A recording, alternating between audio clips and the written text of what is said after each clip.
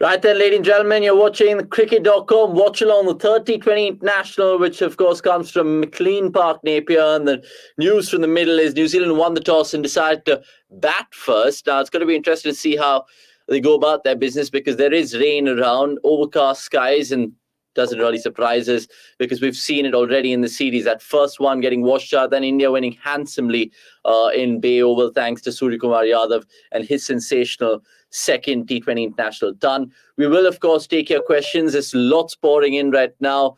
Jay, Rajay, Subodh, just to name a few who've already got cracking in the comments. So if you guys are watching for the first time, subscribe first and foremost and let us know your comments because I'm going to be joined by a few folks in a bit.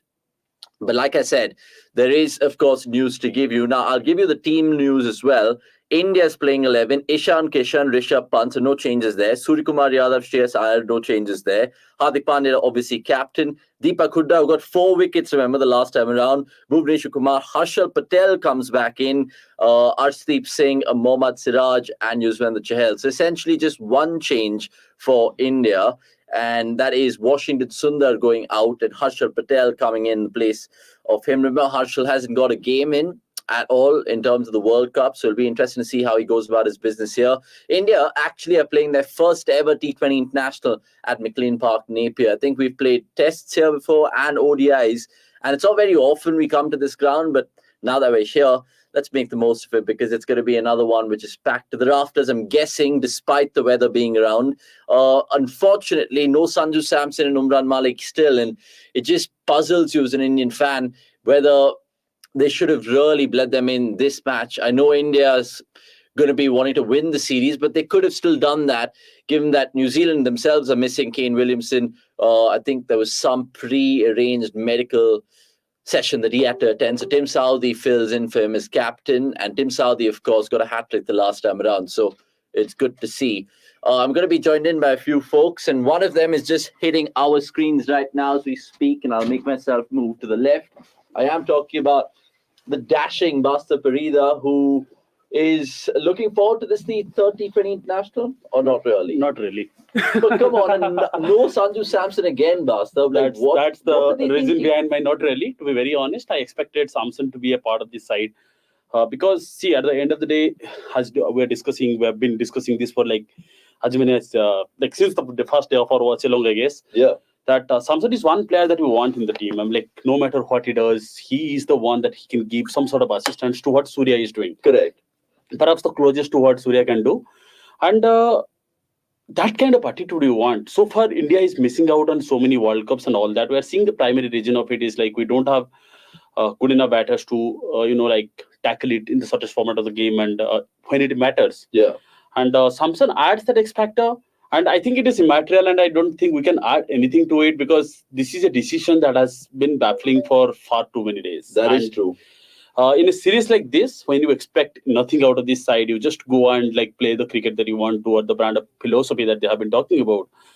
Samson fits into that philosophy. 100%. I mean, just look at the teams right now. We're watching it in Prime, so you guys can sync your watch-alongs and then watch it with us. Harshal Patel, the only change. Washington Sundar. I think that's tactical more than anything, or are we hearing anything else? No, I think that is it is understandable why Harshal is there in the team because he was one of the members who touted to be a regular member in the World Cup side who couldn't be because of the performance against Australia and in the warm-up match.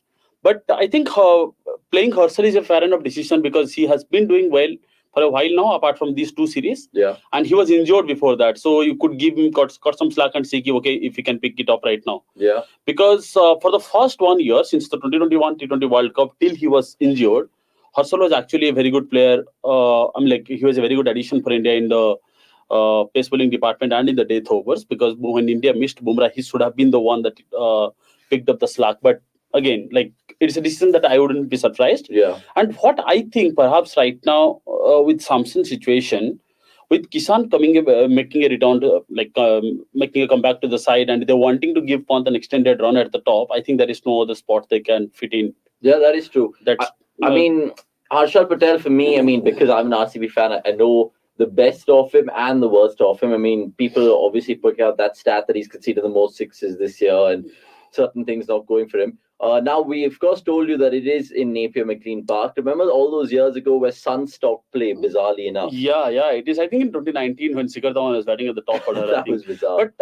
But that's like what New Zealand for you. Like, it's a beautiful country and so many bizarre things keep on happening there. Yeah. And the weather, I mean, if you remember, I think when I think of Napier, I don't think about the Sun stop play, but I think it is about GG, right? Gautam Gambhir and what he did in that particular game. How much did he get in that game? I don't remember exactly, but that's on a stoic innings I will never forget. Again, more about the New Zealand attack as well. He batted like it was extremely hot atmosphere. He batted throughout the day. Oh my God! Like that was the time when we were seeing the best of GG all the time. Like 2008 to 2011, that period actually saw like Gautam Gambhir turning to a different beast in all three formats. Yeah, to the good old days. And I remember India wore, I think, a slightly darker jersey on that tour as well, which there's so many sort of memories. Sachin's 100, I think Dhoni's no-look 6, which comes to mind as well. But let's take a couple from the viewers because they've been patient right now, and we will, of course, tend to all your questions. Sami Santosh going on to say, feel for King Umran today. He might be like a Wara on a day for him. His birthday is, I have no idea what he's saying. GG 137 and 436 balls, 209. Wow, that's Abdullah Shafiq-esque. Yeah, that no. Is time running out for Rishabh Pant in T20s? Good question. We saw, of course, Pant at Kishan Open. What did you make of that? Two lefties. I don't think that is a sustainable solution for going too far long. Because is it almost like an audition for them? I think eventually it is going to be either Pant or Kishan. It is never going to be both of them. Yeah. And probably they're trying. See, the thing is, as we have discussing in the last game and in the games previous to that as well, for Pant, it is more about like just finding that run, because the Indian team is actually very much excited about having Pant in the side, no matter what is the output so far. They expect he would turn the best. But how many games do you think he'll get as an opener?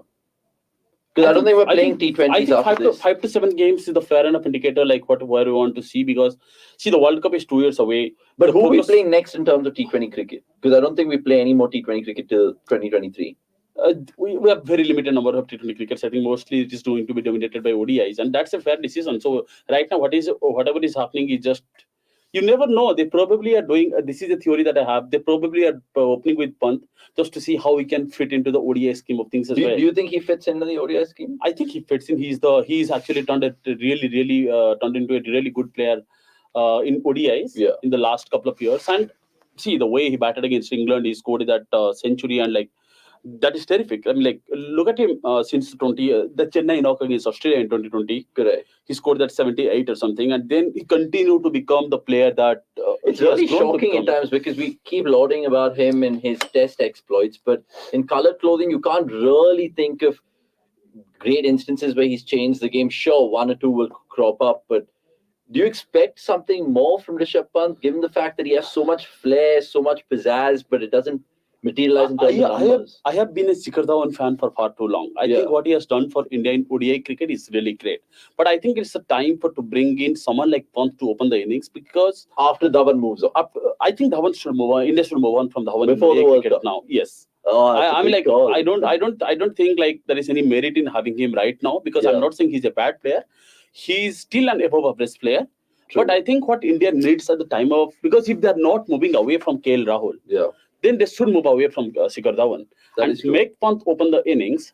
And I'm just looking at Pant's ODI numbers, right? 27 matches, 840 runs at an average of 36 and a strike rate of 108. In 65 T20 international games, he's got about 976 runs. So he's about 24 away from 1,000.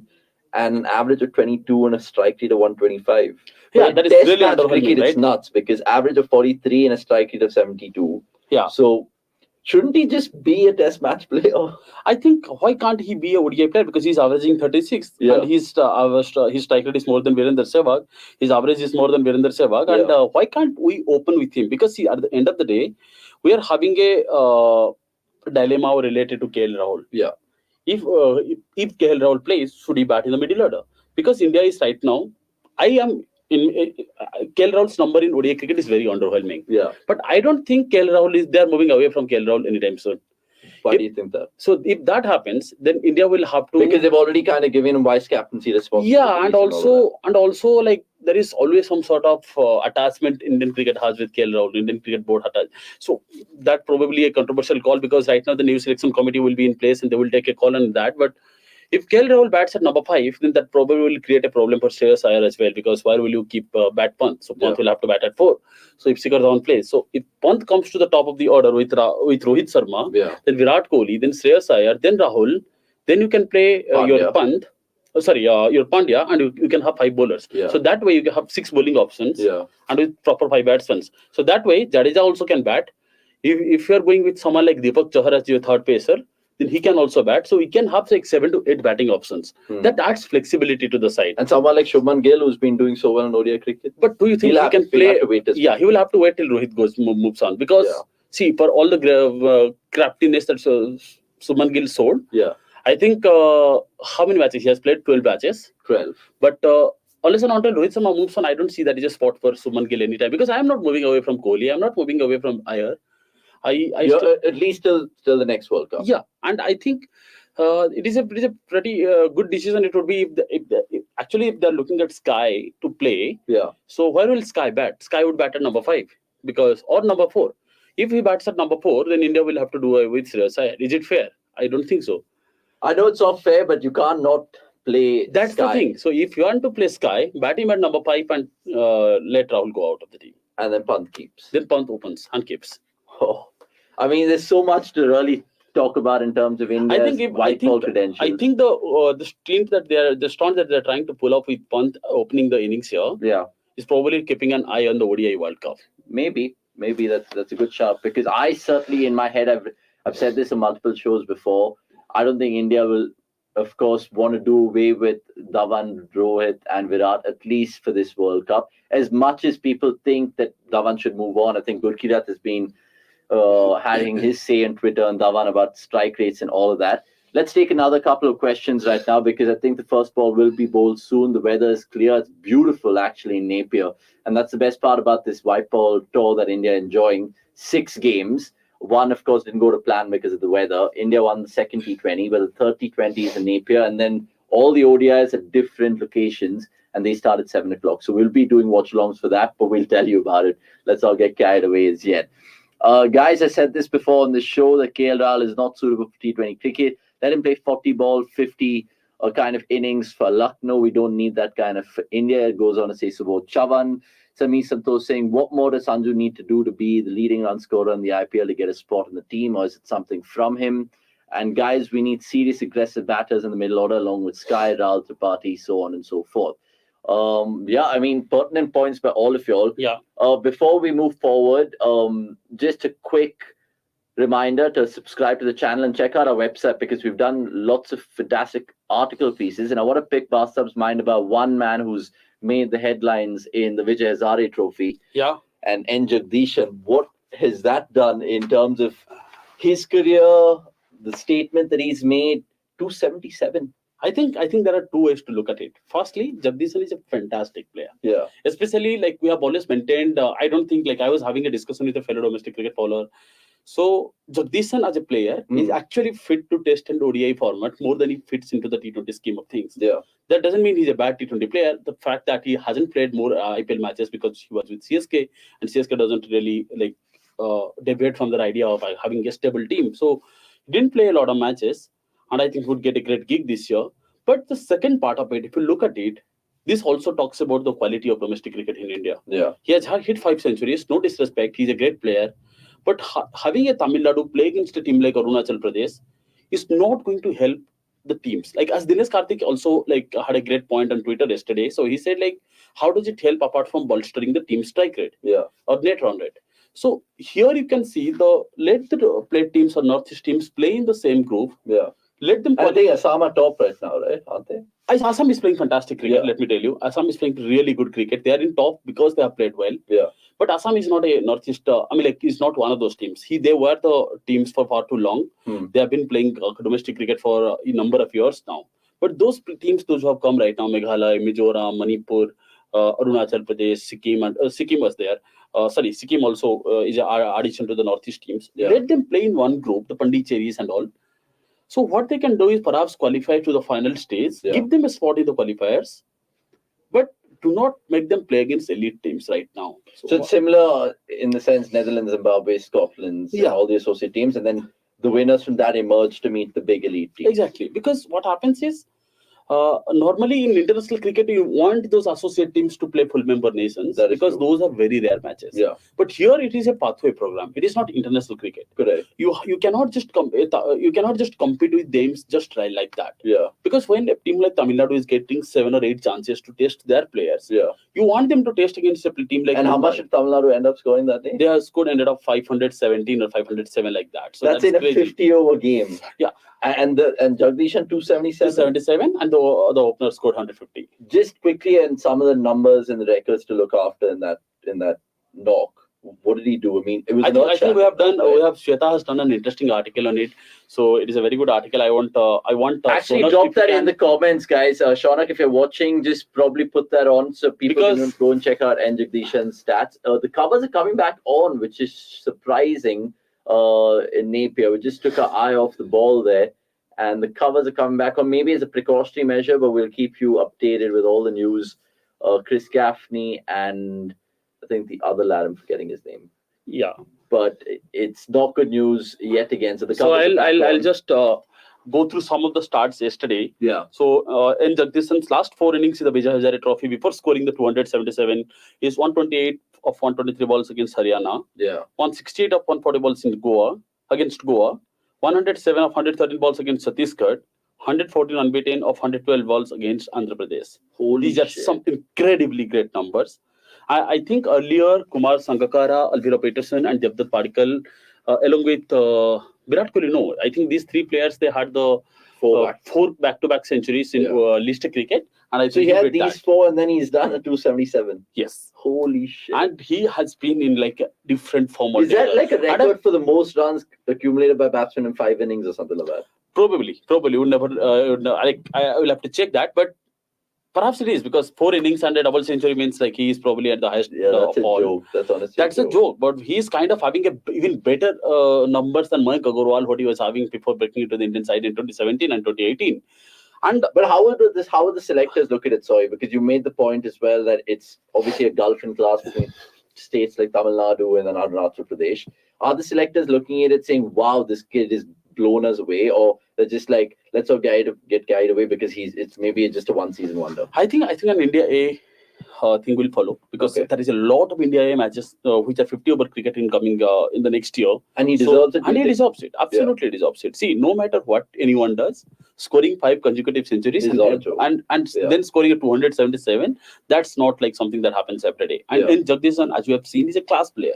He has strokes. He has like all kinds of strokes. He can play all sides of the wicket, and his fitness is also very good. I mean, like from Tamil Nadu standard, Tamil Nadu, Akash, I think, has done a very good article on it last year. So he decoded the entire structure of Tamil Nadu cricket and how they have become the force in both the white ball formats in the last couple of years. Is simply by becoming and focusing the fact that right now we are not being great in the 4-day format.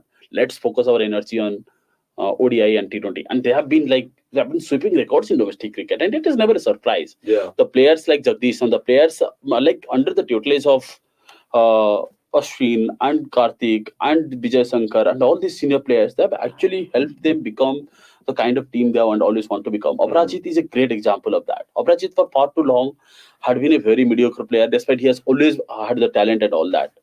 He was never considered a great player because he never performed. And one of the reasons perhaps could have been the fact that he stayed in CSK for 10 years, never getting a game. Yeah, that's true. But right now, he's also coming into his own.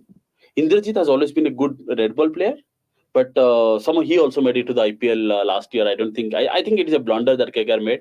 They just didn't know whether it is Aparajit or and he played a game, I think. No, he didn't. He didn't. But I think he didn't even play for Tamil Nadu in the last 4 years.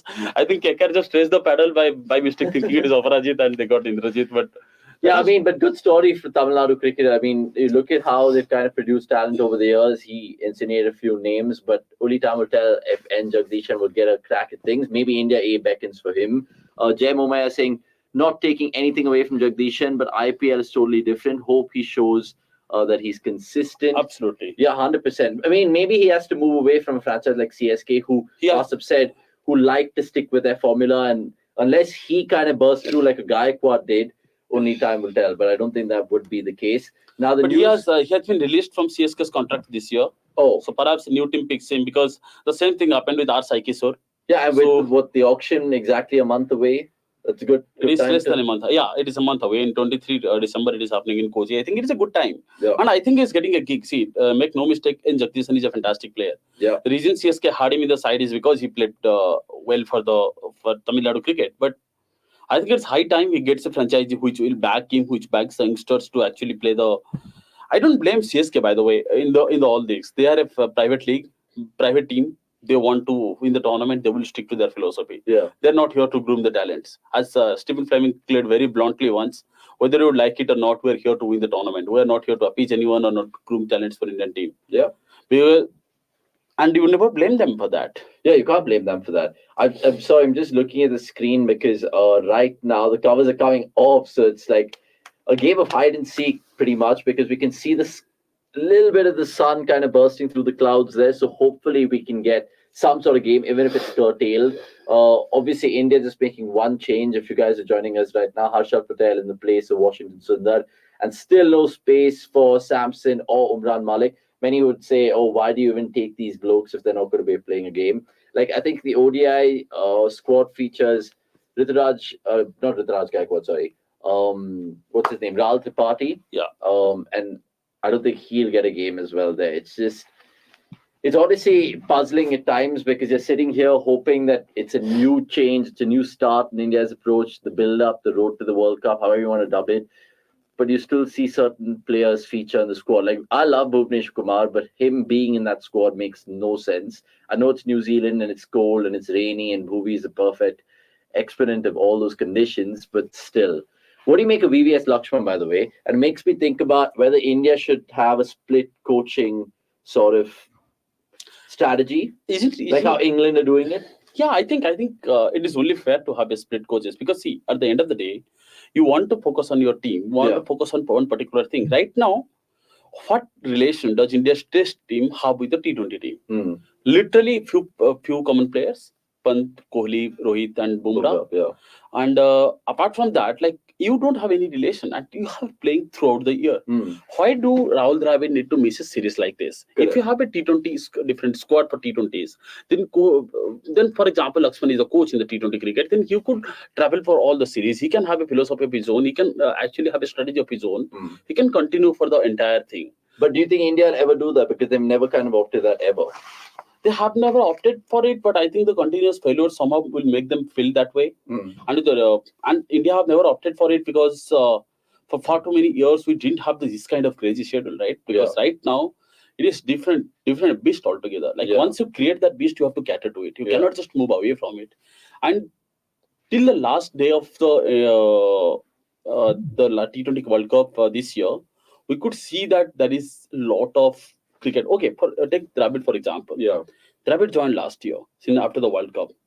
He coached the Indian team in New Zealand series. Yeah, and South Africa series at home. Then South Africa. Then continued during only 2 months of break during the IPL. Since then, he has never missed a single series for India. Yeah. VVS Lakshman was appointed. Did he travel to the West Indies? He traveled to the West Indies.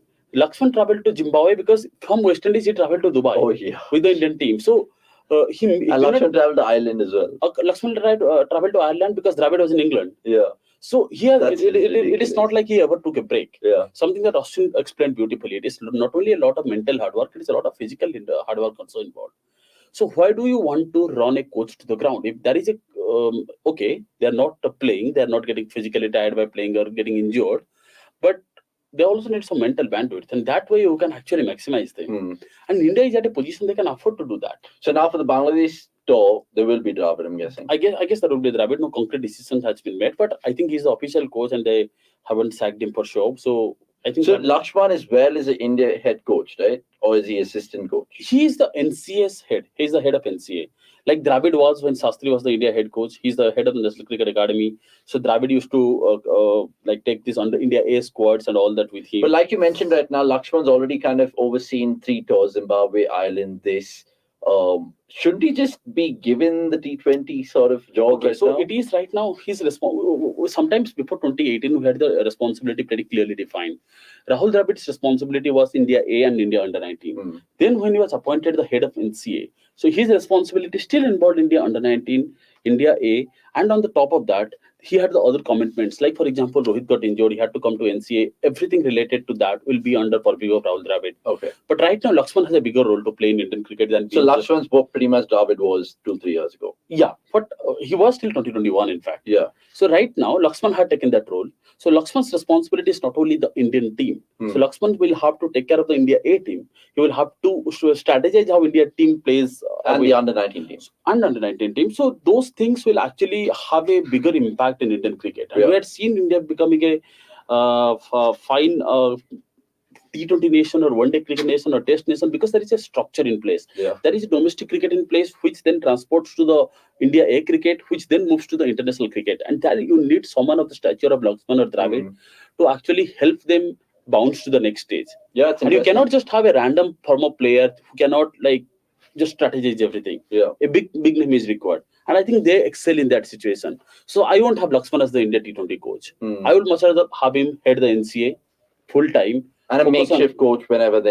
Yeah, that's fine. That's fine. Like for one odd series. For like so I think series. I think Pramod needs to come along. I'll just take a break. I'll come back. Yeah, absolutely, for sure. So Pramod, welcome back to the CDC Watchalong. Good to see you, my friend. All well? All good, all good. World Cup fever in terms of the football World Cup fever started. Actually, honestly, I haven't watched a single game. Not yet? No, not yet. Yeah, yesterday I was off, so I was watching the England-Iran game. Lots of goals. Apparently, no World Cup game has ever ended up being 6-2, which is a first. But you had 7-1 though. Yeah, we had 7-1, which I mean, Brazil fans wouldn't want to know of. Now there's a slight delay in terms of the game because there was hide and seek. Like I said, the Clouds were playing, but New Zealand will come out to bat first. No Kane Williamson for them, so Mark Chapman comes in, and India also making the sultry change of Harsha Patel for Washington. They're going out. We were of course asking Bastard about a range of things, N. Jagdishan, split coaching, and all of that. I want to just turn your attention to what they're planning to do with this series, this white ball series. Are they trying to already kind of look at the ODI World Cup, as silly as it sounds, with using games like these? I mean, that is the only way to look at these games, isn't it? Like, I mean, you're having a bilateral series like 4 days, 5 days out after the T20 World Cup, which doesn't make much sense at all, to be very honest. I mean, Pant opening. Yeah. I mean, I don't think we play T20 cricket till 2023. So do you think now they'll opt for him to open in ODIs, or is that always going to be Gill and Dhawan? No, I think Gill and Dhawan. For this series, you mean? I think Gill and Dhawan makes sense. I know I saw a couple of innings in the Zimbabwe series. He was timing it absolutely beautifully, Shubman Gill. So it'll be sort of naive to sort of not give him a longer run as an opener. I think they will play him as an opener. I think Pant for ODI, like he showed in that game against England, he can win you matches even from the middle order for that matter. But yeah, in the T20 as far as T20 is concerned, it makes sense to have him as an opener or not play him at all. Correct. But I think ODI and he's been a little scratchy. I mean, the last couple of times he opened was in the first game. I think he got 6 or 15 or something like that. Yeah, and then he opened in the prelude to the. Yeah, he hasn't made the best of his limited opportunities in T20s. What do you think his best position is? Is it opening? In T20s, definitely, yeah. But he can't do the role that Karthik does. Usually comes in and whacking from ball one. Obviously, Ishan Kishan's also there. And Ishan Kishan not really pleasing everyone with that 31 ball, 36 it was in the second T20. Is it an audition between these two? Because I'm presuming once Rahul comes back in, he's going to open in T20 cricket. Yeah, he is, but you can't discount Ishan. He's been scoring runs, although not at the rate he would like to, but over the last year or so, I think he's among the top 2, top 3 run getter for India, if I'm not wrong. Yeah. So, I think, again, he too probably needs to work on his pace a little bit, like he's done so on so many occasions for Mumbai Indians. Yeah, so there's no reason why he can't do it at this level. And if you look at how many left-handed options we have in terms of opening the batting, it's very limited right now. I mean, Ishan Kishan comes to mind, Rishabh Pant, of course. People are even, in the last Watchalong competed saying someone like Abhishek Sharma, who's open That's a good call actually, having Abhishek Sharma also on board. But you know how the selectors are, right? They like to see at least 1 or 2 good seasons in the IPL before they come. We don't have any selectors now. Thanks. Like Rao Tripathi is probably just going to be carrying water bottles for the ODI series as well. Yeah, I think last she should have easily gotten a game at least against Zimbabwe before the T20 World Cup, the ODIs. Correct, but the biggest blasphemy as such is not playing Sanju Samson. I mean, maybe I think the UAE has probably contacted him or something for him to have a go. But yeah, why do you think that is? Jokes apart, though, like what does he need to do to get into this Indian team? I don't think he needs to do anything more. He's had the most consistent of IPLs for the last 3 to 5 seasons, I'd say. Scoring at over 30 and strike rate of 140, 135, 140 plus. So I really don't know what else he's got to do. Yeah. You're joking. 1 second, the rain's back on, which is quite ridiculous. I think it's really frustrating. Or they might just be taking that little bit of moisture off the surface. It's still something similar is happening even at the NCG right now, where in Australia are playing. There was some 200 for no loss, right? In that case. Yeah, I think Travis had got out for 152 just now, I guess. Yeah, I think that'll be. Yeah, he had a good chance to score a double 100. He got to 150 with like 10, 12 overs to spare, so he had a good chance. Yeah, Australia, England playing an ODI series right after the World Cup as well. Like, I just don't understand the cricketing schedule at times. Is that series part of the Super League by any chance? No, it isn't. It isn't. It isn't. That's what's baffling as well. Sense. Yeah. And even if I was looking at the December schedule, there's cricket every day of the month apart from 6th of December. So there's Test cricket, which is going to be.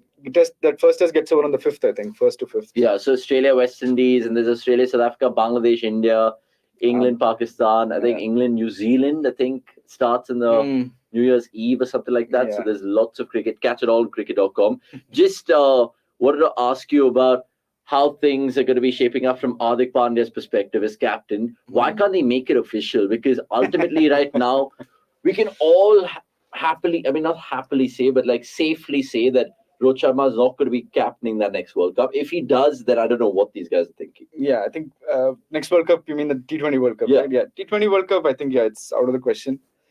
It will be good to have Hardik on I heard Lakshman and even Dravid speak quite highly of him as a tactician.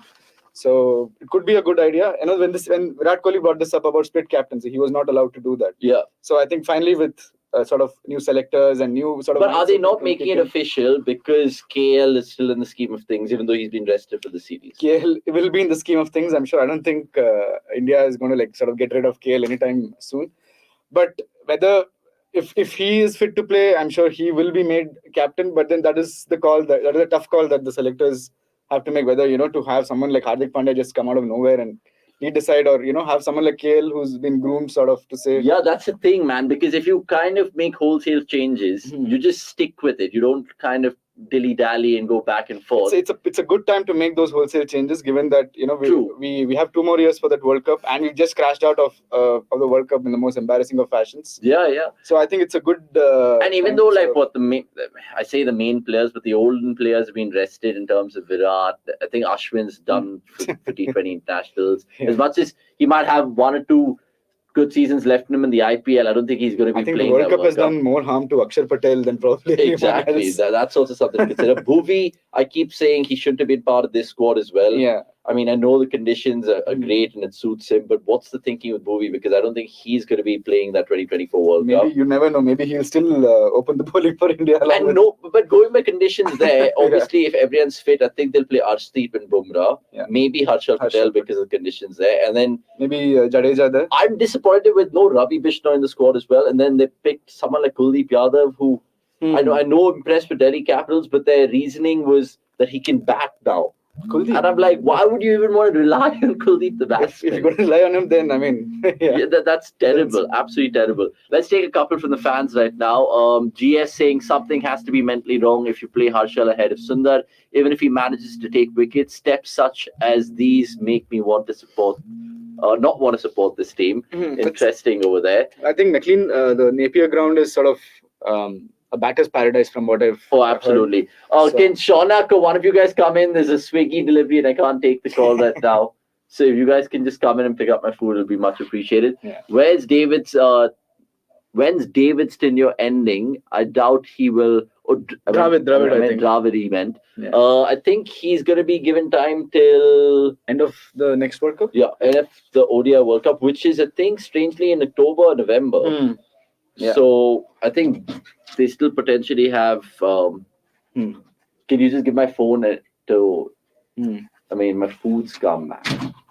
I think another reason many people people thought popped it down. Another interesting thing that I picked up from our World Cup exit was many people were saying Indians should be allowed to play in foreign leagues, right? Oh yeah. So yeah, what is your thought on that? I think as much as it would just light up the cricketing world because there's going to be so much cricket. We talk about the UAE League, the South African League, and all that.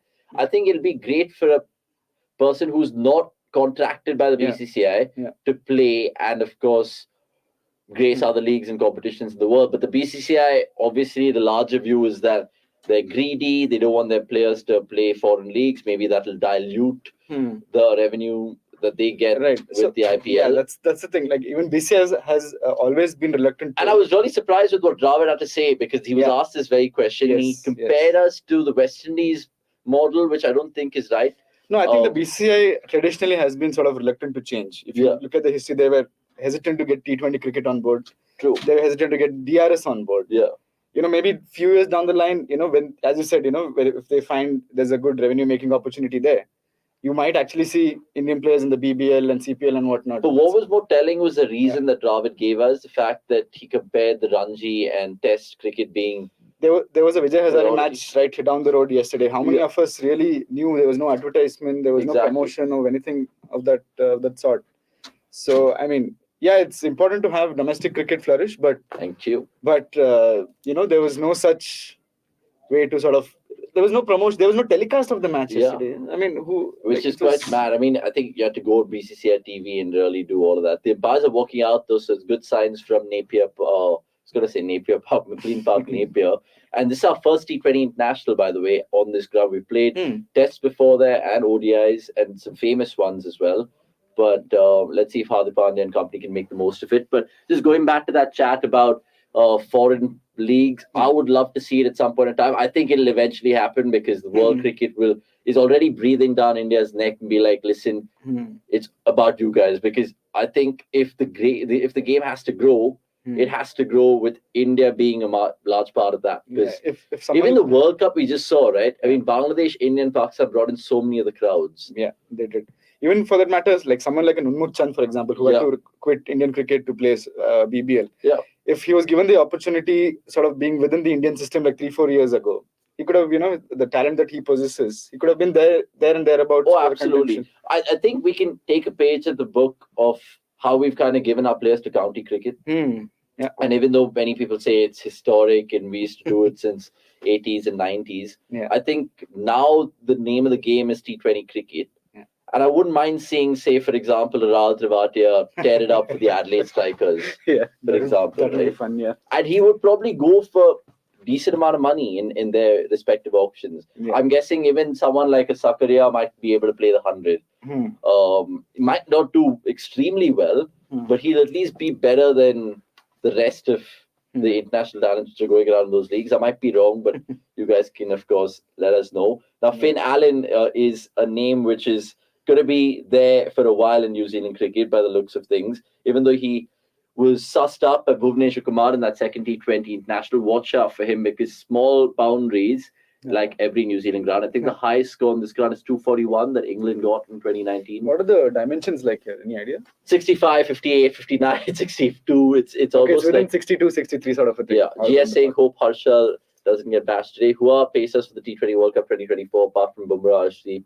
Is Bhuvi still play in plans because the T20 setup is there and that steals chances of someone like Umran Malik. I think they should take Arshdeep, Bumrah, Harshal and Umran. And maybe if there is a room for a fifth pacer, which I don't think there should be because it's kind of like spin conducive more than pace. Maybe Jadeja could be another spin option, all-round option. Jadeja. So I think Hardik also is another important pace option. So Hardik will definitely be that fourth pacer, or whatever, third pacer. The way I look at it, Bishnoi has to play. I would also play someone like Jadeja because he gives you an option with the ball in hand. and then Harshal, Arshdeep, Bumrah, and maybe on its day we could take a call whether you want to play the extra leggy in Chahal or Yeah, I think we have Washington Sundar. we have quite a few domestic and IPL seasons coming. I'm sure there'll be someone else out of the blue, who we aren't, who the names we aren't taking right now. So for sure. So first ball, guys, Bhuvi to fit Allen, driven, it was uppish. Almost. And it's gone through Hardik Pandya, and I think they'll come back for 3. It's the ball is naturally very sluggish, and they should be careful because there's been a lot of moisture on the ground. So New Zealand off the mark, 3 for none. We'll keep you guys updated with all the scores. So thanks for joining us in terms of this watch-along. There is more watch-alongs left in terms of this tour. We're going to be doing ODI cricket watch-alongs, which is going to be, oh my God, gassing by the end of it, but we'll try to keep up with it as much as possible. Sean strolled in to give us a quick wave and sort out things at the back of the end. Sorry, we are kind of behind. Oh God, we really? apologize, I'm behind by a while, but we're watching it on Prime, so just sync in your stream right now. I think 4 for none after 1 over. Me and Pramod was way behind the ball over there. I think that's a problem watching in OTT right now, right? I think it's a future, some would say. I think you can also watch it on DD Sports. I might be wrong. Yeah, I think it does that. Because obviously not everyone's privy to Prime Video in our country, but all you lovely people, let us know where you're watching it. 3 runs by, of course, Allen, and Conway, of course, has just played off 5 balls, which we haven't seen at all. Big over or a wicket this time? Yeah, it could be 10 plus runs or there's no reduction in overs, so we're going to get a 20 over game, hopefully. Arshdeep's been so impressive. So Arshdeep, there's no point of him being rested. I just feel that maybe they could have taken a gamble with Umran ahead of Siraj, at least if they wanted. I think they would have taken into consideration the dimensions. Well kept. The dimensions and the pace that he generates, sort of. Maybe he went for quite a few in that Island game also, because I think the straight boundaries were much smaller, so it flew off the edge. So. Yeah, that is true. I think the second game he could have been given a go. I think Umran's ahead of probably Bhuvi. So let's fast forward to 2024 then, and assume that everyone is fit and firing. I just want you to tell me your team from the top of your head. And even if you want to be absolutely dynamic, absolutely modern in terms of thinking and approach, go for it, because it'll make for a good conversation with the guys in the comments as well. Yeah. Meanwhile, streaky leg buys, I'm guessing, for 4. So not the ideal stuff for Arshdeep, but we'll talk it on.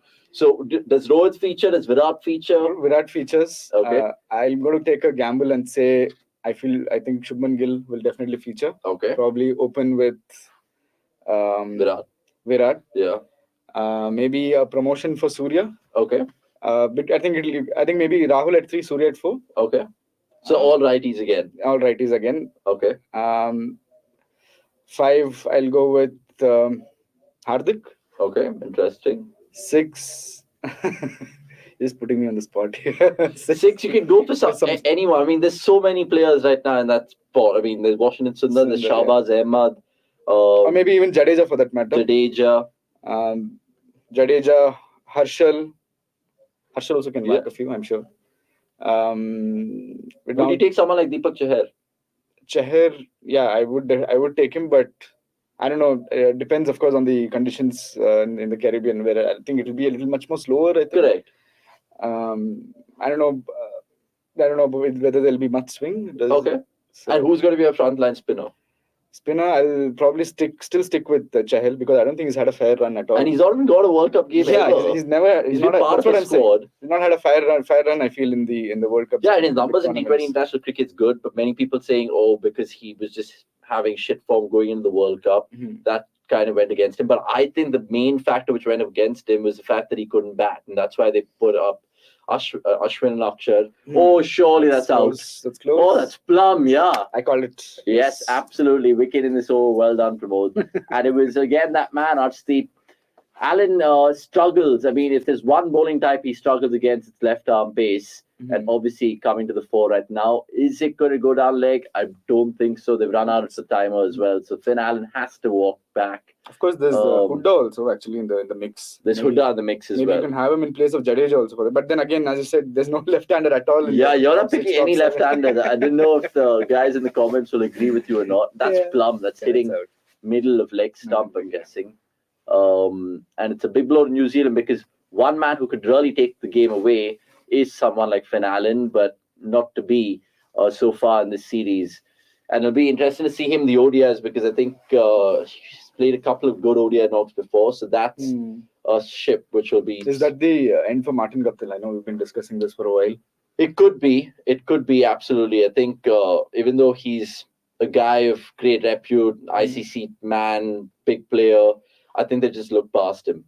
And when they can do that, I'm sure even India can afford to do that. India should. I mean, India really should. So it goes back to that 11 for the T20 World Cup. So I'll have my crack at it. Please. So I will literally want a left hand now. It's like you've been practicing this for like 2-3 days. So. No, not at all. Because I've been hearing so many of the guys, even in office chat about it. Like I think Basab had his say. Gurkirat always has his say. Somesh threw up a few interesting names as well. The people who I can't see not playing this World Cup is Virat. Because I just think the star power that he has and the nod that he'll get for the selectors and all of that, and he might have a couple of good IPLs which will still supplement that. So Virat will definitely open in my books. I'll want him to open with someone like Rishabh Pant. So Pant, Kohli. There won't be a Rahul, there won't be a Rohit. Okay. I will have Sanju Samson at 3. Oh yeah, Sanju Samson, another good shot. Then I will have Surya at 4. Yeah. And then I would probably have Jadeja at 5. Not Hooda? Not Hooda. Okay. Hardik Pandya is a proper finisher at 6 because there won't be DK and he'll have to kind of take in that mantle. Yeah. At 7, I would actually go for someone like Washington Sundar, who's an off spinner. Of course, he can bowl in the power play as well. Can bowl in the power play as well. Decent T20 numbers. Only the question is, it's a good in-swinger. The only question is if he stays fit because he's been so unlucky playing football, getting hurt, getting COVID, all of that. Yeah. So Washington Sundar at 7. So there's a clear mix between lefties and righties. At 8, I would have Harshal Patel / Deepak Chahar. Okay. Either one of those two. Maybe Harshal Patel, depending on the conditions over there. Deepak Chahar again, very injury prone. And then put Bishnoi at 9. Okay. Arshdeep at 10, Bumrah at 11. So my 3 spinners essentially Jadeja, Sundar and Bishnoi, and then my 4 pacers, Arshdeep, Bumrah, Harshal and Pandya. So I have 7 options and I have a good amount of lefties and righties. No Umran Malik or say, for example, even Mohsin Khan, who's had a couple of good seasons, to bring in another left-hander in. I would like that, but let's see how they kind of go about the business. If they follow the trajectory that Arshdeep has, then 100%, Mohsin definitely a shot in my book. So the main players that I'm leaving out is Rahul, Rohit, Shreyas Iyer. Ishan Kishan would probably be Rishabh Pant's understudy because he's a left-hand opener. But okay, you don't have Rahul also. Yeah, and if Abhishek Sharma is there, then great. I mean, I would probably have an option of Abhishek Sharma. What about where does Rahul Tripathi sort of? Rahul Tripathi, unfortunately, because I haven't seen him play for India, you can't really directly translate that IPL form of his and take him for granted. Hopefully, he gets a couple of games under his belt going into that World Cup. Like it's the strangest thing that how we've seen so many weird players play for our country in any format, but someone like Rahul Tripathi has just gone from country to country to country, and he's just been what? There's actually another name in the domestic circle, Rajat Patidar, who's done okay in the first class. Has done well. Absolutely, like Rajat Patidar, maybe even Shahbaz Ahmed. Maybe not yet sort of graduated to the T20 level as we would have liked, but I think he's in with a shout for the 50 overs probably. Yeah, and the thing is that I didn't know the pecking order of these players because where do they fit in when you have a cricketer who is threefold? Rahul Tripathi, as much as I like him, again, just gives you that one sort of role as a batsman who's a dasher and all of that. And that hasn't been able to kind of get him into the Indian spot. Sanju Samson, even though he can keep and be a floater for batsmen and can bash spin, there's so many tick marks for Sanju Samson, but he doesn't get a game. Somebody like Deepak Hooda, just because he knows how to bowl, gets a game. And he got 4 in the last match, so that'll do him a world. Middle overs with the problems that we're looking to address ahead of the World Cup, and Sanju Samson would have been such a perfect fit to Absolutely. Umran Malik planning a beamer for AV after hearing his team announcement. We've seen how strange things have happened in the nets. I mean, Mayank Agarwal got injured before that England tour, and then Rahul opened, and the Rahul and Rohit had like a worldie. It's bad. Have we put Lord Thakur out of contention for this Indian team? Can't see him anywhere near that lineup. I think he is in that category of pacers who can bat, who will be ideal for number 8. but I don't know which format suits him the best. There was a time where he was just India's lucky man. Ooh, Almost. nearly uppish. I think he's more suited Deepak to play. Chahar, Harshal Patel, Shardul Thakur, they'll have to fight amongst themselves. Yeah, I think Harshal Patel should get the nod. I think. Yeah, I don't think Shardul is much of a death bowler. I don't know if I have that. and I think Shardul, I think the downfall started in that IPL Delhi Capital season. They bought him for 10 crores and then he just didn't live up with the bat or the ball. And now he's moved to KKR. So let's see how KKR use him because he might be slaughtered at the Eden Gardens knowing that pitch. Rinku Singh says Gautam. Another consistent performer, I think, domestic for UP. Rinku Singh. Why not? I mean, he had a good season for KKR as well. Anukul Roy is another name which does the rounds. I think he's a good number 5, number 6 sort of a guy. I think. I think there are options. I mean, plus a left-hander as well, right? He's a left-hander. He's a left-hander as well. There are lots of cricketers who are still in that mold. I mean, people talk about Rahul Tripathi, but Rahul Tripathi as well. I mean, Tripathi is perhaps the only guy that I can think of who bowls leg spin who can actually bat. I mean, in our country, who else can do that? I know Rahul Chahar is actually learning stuff with the bat and the nets and stuff. Yeah, I think he has a long way to go. I think even in domestic cricket, are there cricketers who can bowl leg spin and bat? I know that players like Krishnappa Gautam who's off spin and can bat, but yeah, that's a good question. And Sai Kishore, does he bat? No, not Sai. Sai Kishore, I think is a finger spinner. Yeah, Sai Kishore again left arm. But yeah, people like Akshay Patel, Krunal Pandya, I think all these guys, I mean, it's crazy. AB Review goes on and say, I'm so frustrated that I would open for New Zealand and smash 50 runs in the first 2 overs of Bhuvi so that we don't have to see him anymore.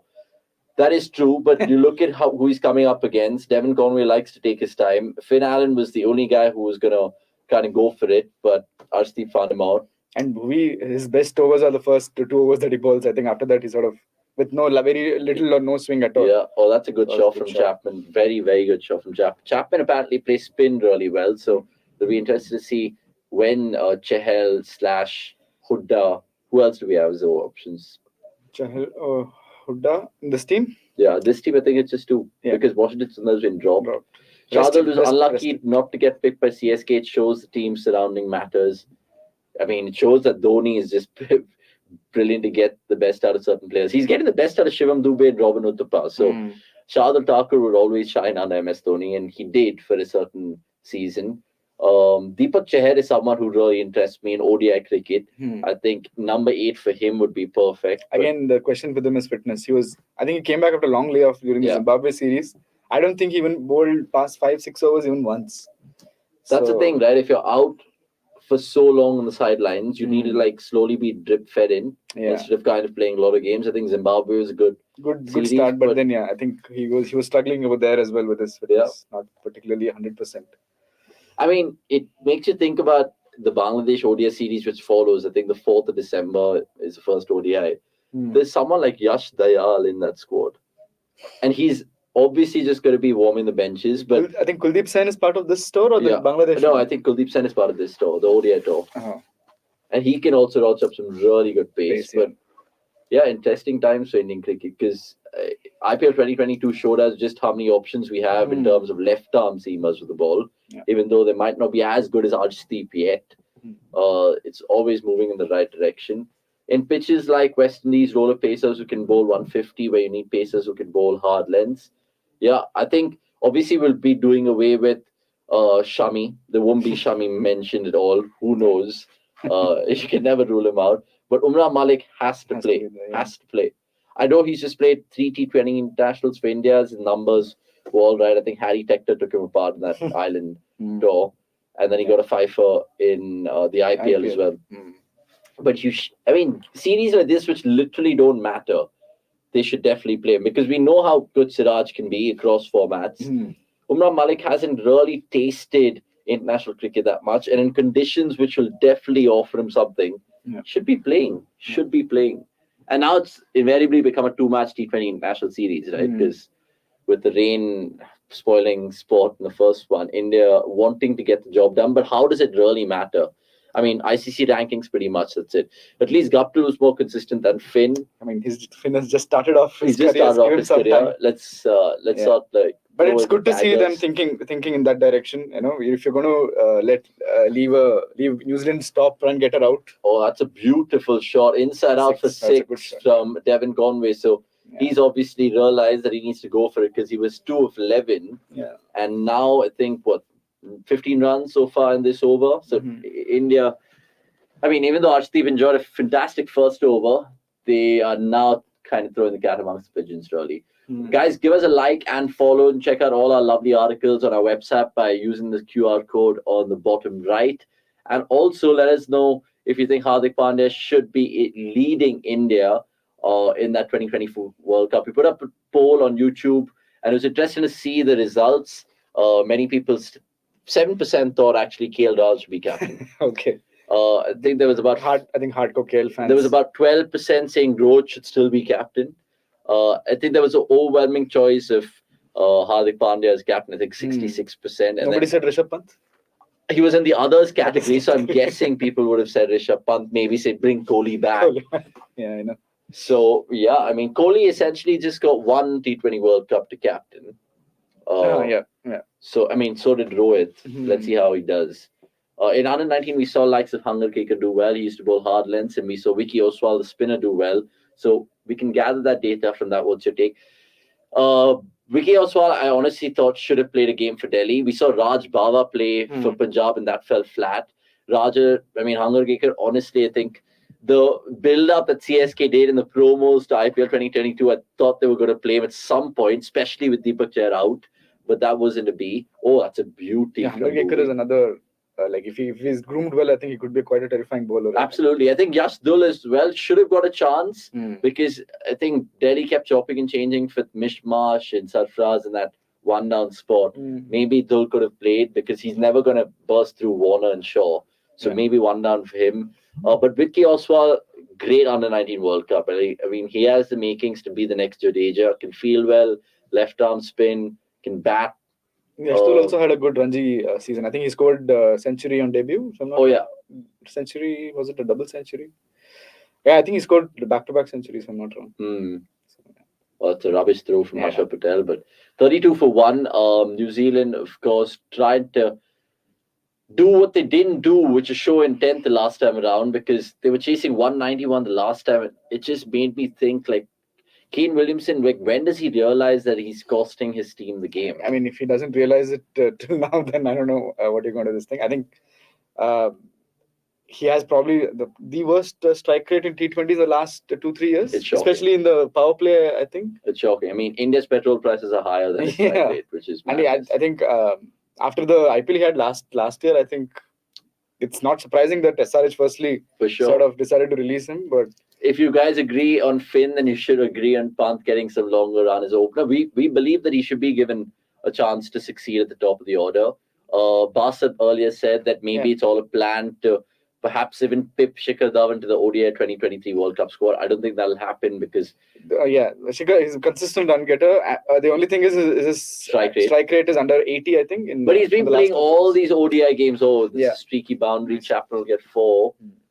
But yeah, I mean, it comes down to maybe Pant batting at 4 or opening for India in ODIs or T20 international cricket. In T20s, he should just be told by the management saying, listen, next 10 T20s, wherever that is, whether we have 3 at home against Australia, 3 away to Sri Lanka, we call West Indies at home sometime middle of the year, next year, I guess. How about having Dhawan? Just play. In the 50-over World Cup, how about having Dhawan, Rohit open, 3 Kohli, 4 Rahul?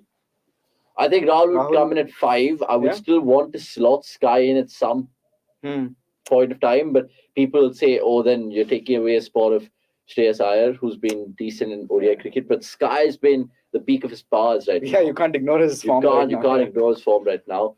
Dhawan, Rohit and Kohli, because of the ODI pedigree they possess, especially in Indian conditions, and Dhawan's in fact been nicknamed before as a flat track bully.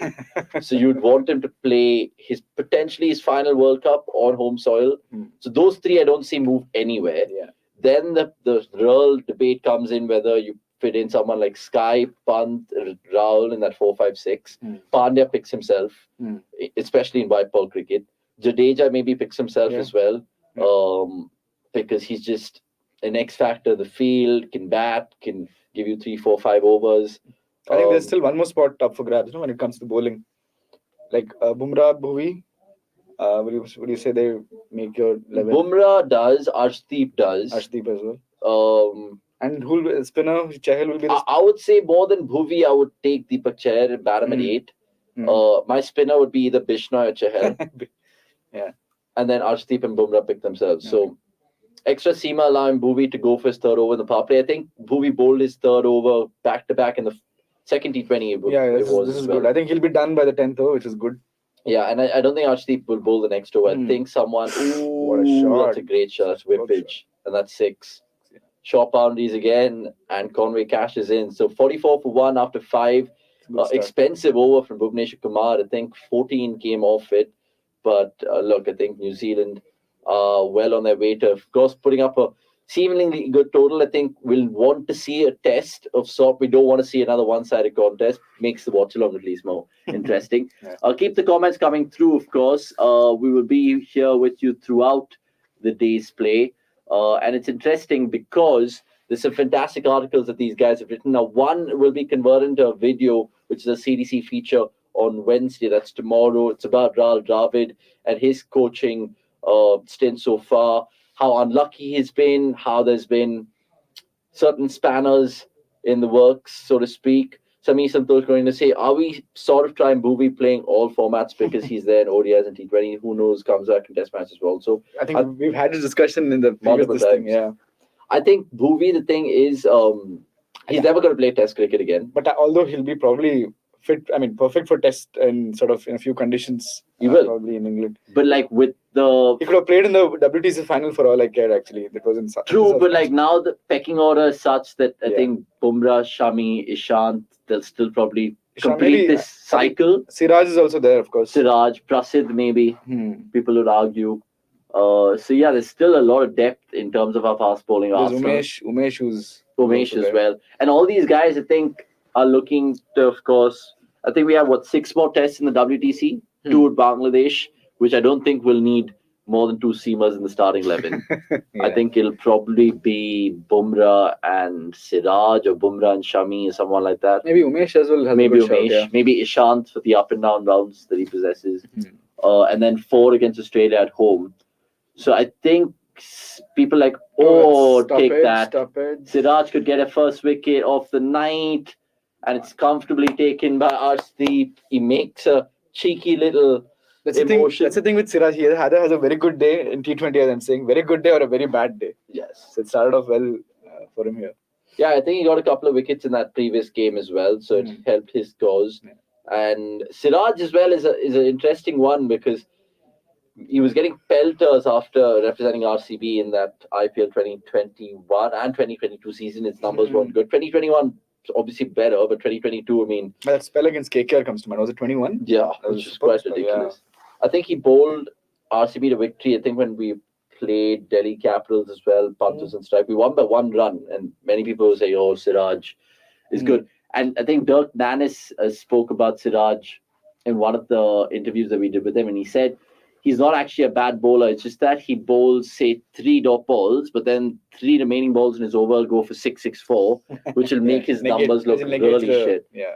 Guys, give me a proper explanation how the hell Ravi Bishnoi had got dropped, considering that he was in the World Cup reserves. It is shocking beyond belief. Like, as shocking as someone as taking Kuldeep Yadav into the squad. Maybe some would say even Bhuvneshwar Kumar. Why should he play T20 cricket after the World Cup? He had that one good game in the Asia Cup, I think, against Pakistan. But with Bishnoi being a certain starter, at least a man who's contending for a role in the West Indies, he should play every T20 series from now. Yeah, that's that. Also, when he made his ODI debut, I know it's a completely different format. Ravi Bishnoi. And that was West Indies. Yeah, he was literally everywhere. He just couldn't, But what goes against him? Because he has, honestly, the talent to be a really, really good spinner.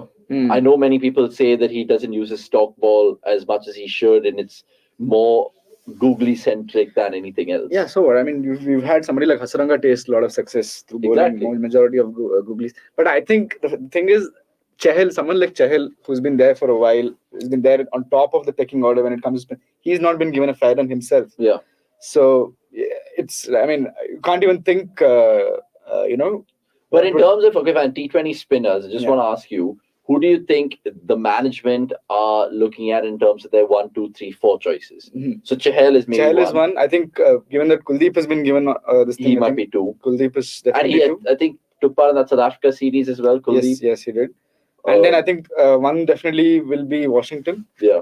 Who of course can do. I think he could have done quite well even the power play here, just to sort of disturb the batters. Jadeja is definitely. So where does Bishnoi fit in? Is he 5th or is he 3rd or is he maybe just behind? I mean, if you leave out say bowling all rounders in Jadeja and Washington, maybe he comes after Chahal and Kuldeep probably. Yeah, it's really interesting. That's strange as well because Bishnoi, I mean, you talk about modern day like spinners, like you mentioned, a man Hasaranga there. Yeah. Rashid Khan, of course, comes to mind. All these guys have that quick action which kind of takes that second away from the batsman. Chahal is still a more old-fashioned, old-school leg spinner where he likes to toss it up and is a more conventional action as well. Bishnoi is 100% an X factor. I just hope that he gets starting to get some runs. I mean, games in his. Yeah, I think he had a under par IPL last season, right, Bishnoi? Yeah. The thing is, I think what I've wrote or I've read that is that his pace has increased considerably. As you said, Chahal is more of the bowler who sort of tosses it up. Yeah. I think previous seasons, I think Bishnoi tossed it up a little bit more, where he got a little bit more success. True. Compared to last year when he was, pushing it quickly through the air. Yeah. And at times it makes you think whether that is more suited in pitches like the West Indies. And I think he bowled brilliantly in the West Indies as well, Ravi Bishnoi, when we played them in that white ball series over there. So Bishnoi, of course, is a chat that we can keep going on and on about. But I honestly feel that for the next T20 series, whenever that is, I think it'll most probably be something at home, 3 T20s. Just play Bishnoi, play the guy in because you can't really not have a talent. With the all-rounder option, all-round spin option, now we have Shahbaz Ahmed also in contention. Yeah, and so that's I don't know how the management are treating certain players because someone like Deepak Hooda picked up 4 wickets, by the way. Yeah, all right-handers and all shitty batsmen, but still, and that turns out to be his best figures. Are you surprised? Actually, you never know with Ravi Bishnoi. Someone like Avesh Khan as well has just been slipped off the radar because he's got a couple of bad games. I think Asia Cup was a lot. But I'm sure he's there in the reckoning over the next maybe a couple of good IPL seasons. Yeah, something that he works on and he's back. Avish, straight away, natural variation. Didn't turn. Conway getting the rub of the green. 47 for 2, by the way, 6.5. Many people might say it's a sedate start, but they lost Finn Allen quite early, and then it's been a consolidation job as such. Deepak Hooda, has he also kind of got lucky the way that he's been fast-tracked into this Indian team?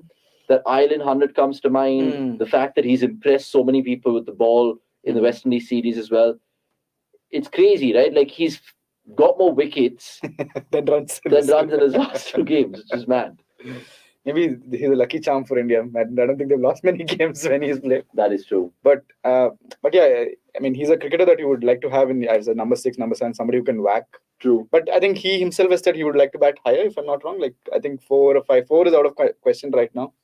So he's got to do with 5 and 6 and, try to make the best of it for now. Yeah, man. And I just think that, okay, fine, if they want to squeeze him in. And that century that you mentioned, I think he opened that innings, when he hit that century. He did. So he I did. think. Or he came 1 down or something like that. I think he opened. Somebody was injured or something like that. Oh, yeah. I think Gaikwad got injured. Someone Hooda opened. So, yeah, Hooda as well. He's not been taking the world by storm with his IPL performances, but just because he's a 3-dimensional lad, he gets the benefit of the doubt. And to be fair, he's a safe pair of hands. He can bowl a couple of overs if you need him to, but I would want him to still be that. Maybe someone who can be groomed after DK in that role. Yeah, as a finisher. Yeah. Just the point that I was trying to make, just to identify a role for him. Because all these cricketers that we talk about, and it's ridiculous because India have 40, 50 cricketers who can make the side. They should honestly be told in their contracts or had one-on-one chats with the management saying, listen, you're going to stick in this format and it's this role. And that'll make it much easier. We talk about football comparisons, right? And a squad like Liverpool, they'll identify before the season starts saying, in case Van Dijk gets injured, we have Matip or we have Konate or we have Nat Phillips. Yeah, Nat Phillips or whoever. India should kind of look at certain roles, right? Like how footballers and teams do it. Like we have 2 right backs, 2 left backs, couple of attacking midfielders and stuff. Here it's like especially at a big tournament comes in, it's like we all just want to shoehorn them in because of reputation. Yeah, and we can't do that. That's right? I think many of these things are now sort of handing out red ball, white ball contracts separately. I don't think India, I think we have that A plus, B plus sort of a thing. But do you think that'll ever change? I mean, it can, it should. It should, right? Ideally. But knowing how the cricketers are, like, it's crazy because I think that'll also just make it much more clear in their heads that, okay, fine, if I do my role well, even if I'm representing my state team, I'll try to replicate that as much as I can if I do break into the Indian team. Yeah. Like Sanju Samson as well, even though he has so many things going for him, he just loses out. I have no idea why he loses out. Because he's a right-hander and India don't need right-handers? Or is it because he perhaps... Also the right selector. Like, for example, I believe Luke Wright is going to be England's new selector. Yeah. And he played as recent as... But there's something really up with Sanju. I mean, if he's seen so many selectors above him and they've chopped and changed, all the selectors are coming back with one thought saying maybe he's not. That is puzzling. And the selector criteria for India is still like those old school, like 5 tests and 31st class and all that. It's madness. Yeah. And who are selectors now? Sunil Joshi and stuff?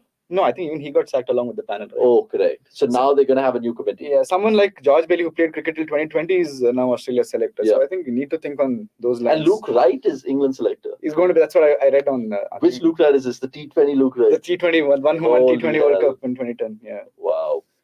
That's madness. So, and I think he played for Pune Warriors. He might have, yeah. Yeah, Luke Wright. Was he part of the Chris Gale's thing? No? Oh, the 2011. I know Finch was. Finch was. Finch got hammered. I remember. Got absolutely hammered. But Chahal's into the attack right now. Chahal also, I think, got a couple of wickets in that first game. Yeah. So Hardik Pandya has not kind of introduced himself in the attack, but he doesn't need to because I think if you get 2 out of Hooda, then maybe you can afford. I think if you take the pace off the ball, I think that's the way to go. Make the batsman sort of. So Bhuvi, Arshdeep, Siraj having bowled, and then now Chahal and Hooda. There is, of course, Harshal Patel and Hardik. So essentially 7 bowling options. What does our Mumbai Indians fan Somesh say about Hardik Pandya as captain? He actually obviously is kind of surrendering to the fact that Hardik Pandya is our best white ball captain credential after Rohit because he doesn't like KL Rahul. And it's not like he does anything personal against KL Rahul. He just thinks that KL is maybe better off as just... I mean, I think as well, to a certain extent, once India kind of lay the responsibilities of KL Rahul as vice captain, invariably it's made him much more of a cautious, circumspect player, which has kind of taken the flair that we normally associate of the 2018 Rahul, which we'd all like to see. And that's not gone well for him. And then India shot themselves in the foot because once you've made a player like that vice captain, you expect him to score the runs. And then he's been having a shit time off late. So they might have to revisit that thought. I think Hardik, even though he had a really good IPL team, and I'm talking about people like Rashid and Ferguson and Gill and Saha, and I think they had so many different match winners that he was almost blessed to have that team. Miller as well. Miller was in superb form. Yeah, but in India colours, I don't mind Hardik captaining us because we've also seen how he's picked up certain traits from Rohit Sharma in his time in Mumbai Indians. So he's got the perfect sort of mold. He's been under Virat's captaincy. He's been under, I think, Dhoni's captaincy. He made his debut as well. If suppose Kai was injured or something of that sort, would you play Hardik at 4 like you did in the IPL? I would still think 4 is a little bit too high for Hardik because now, like you mentioned, DK is gone. I would want India to kind of identify those finishers immediately. And I don't want Hardik to become the finisher that Dhoni was. As much Dhoni was a fantastic finisher, taking it to the deep. Hardik should be that kind of finisher that we saw in the 2015, 16, 17 campaign for Mumbai, where it was just like, I'm just going to brutalize the bowling here regardless of the match situation. I'll finish the game even with 11 balls to spare, but I'll finish the game. Yeah, he also had Pollard also. Yeah, but what that Gujarat season did to Hardik is that in his head, he realizes now that he needs maybe 5-10 sighters to go after the bowling.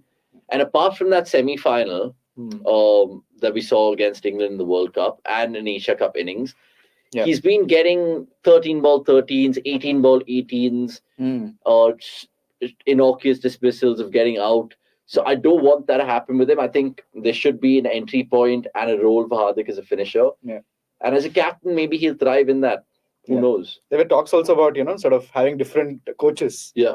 You think someone like an Ashish Nehra would sort of come in? Or is it, Maybe. I think many people are getting sick and tired of the fact that we're looking indoors in terms of Indian coaches. But I don't think that's a bad option, because even though Ravi Shastri and Virat Kohli had their own drawbacks, I think they did a really good job. I think Rahul Dravid will do a good job. Obviously, he's not been blessed with having so many captains and multiple squads to deal with. Yeah. History suggests that an international coach is obviously going to do as great. John Wright to Gary Kirsten to Duncan Fletcher. I don't know who said it. I don't agree with coaches getting rests and all in the middle of that's the time you get to sort of new players coming in. You get to like interact with them, see who stands where. Sort of. True. I think because Dravid's been dealt a bad hand in the sense of the scheduling of games, where you virtually can't be at two places at the same time. Like that's where Lakshman had to come in. Exactly. Have a different coach in that case. Yeah. Like how England are. Yeah, and they're pretty successful right now. Yeah. So. And India have always kind of been iffy to take such stances. We've seen them with even things like, as I told you earlier, they're reluctant. BCCI is always reluctant with anything new. It's mad. So Allen versus KL Rahul, who's better at putting pressure? That's a good question. But on current form, definitely Allen, I'd say. Yeah.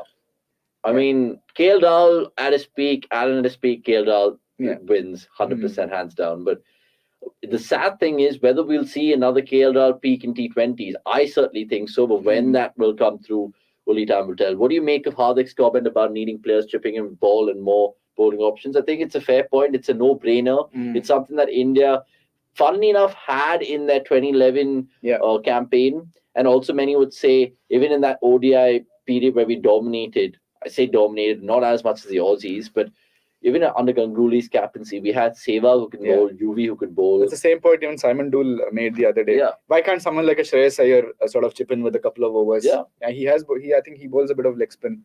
And that's where I think Dhoni kind of used his options as much as he could. Yuvraj, Raina, Kohli throwing the ball to Kohli. Kedar Jadhav as well. How can you forget him? Yeah, Kedar Jadhav. Even the old Rohit used to bowl that much. But if India need to thrive in this format, and it's high time we win a goddamn T20 World Cup, because we can't be sitting on our laurels of, oh, look at us, we have the IPL and we produce some of the best cricketers in the world.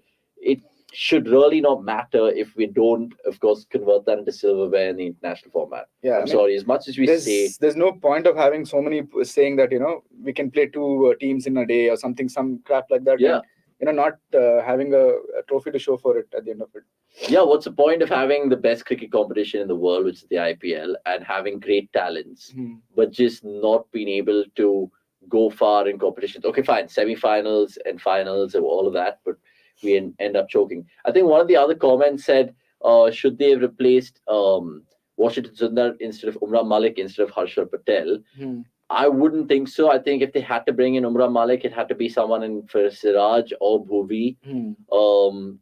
I wouldn't still drop Arshdeep. So either Siraj or Bhuvi out, because Harshal is a middle phase. Yeah, Washington out. I think they're just banking on Hooda to go through some couple of quiet overs. So that's about Harshal Patel just completing his first over, conceding six. But let's still remember Glenn Phillips at the crease. So New Zealand will try to bide their time and then try to have a final flourish. I think they have Mitchell, Neesham, and all those guys yet to bat. Hypothetically, if Shaw has an IPL season, if 270, 27, 150, yes, okay. 20. An average of 127 and a strike rate of 150. And Abhishek Sharma's season of 20-25 and the 135 and 10 wickets. Who would you pick? I think Shaw should still be given. He should have been picked for a series like this. Abhishek Sharma, you can still take his time with, because he's got just that one great IPL season, good SMAT numbers, and obviously Indian selectors like to pick players who can bowl, bat, and field. Yeah. I would probably still want to give Shaw an opportunity in international cricket, because we don't have a player like that. I mean, you talk about all the right-handed batsmen that we have as options, as openers, Gill, Gaikwad, who else is there? Kohli. None of them can go and do things like what Finn Allen does or Glenn Phillips does. And Prithvi Shaw is definitely a candidate to do that. But we have to be patient with him as much as we are with Pant or someone like that. Yeah, I think as good of cricketer Abhishek Sharma is, I think, as things stand today, I think Yeah. Shahbaz Ahmed is a little ahead of him in the pecking Little order. bit. So, but yeah, there's no reason why he But can't make a Prithvi case. Shaw, like I know he's had his own blips and downfalls in the past, and Hmm. questions on fitness and questions on Drugs.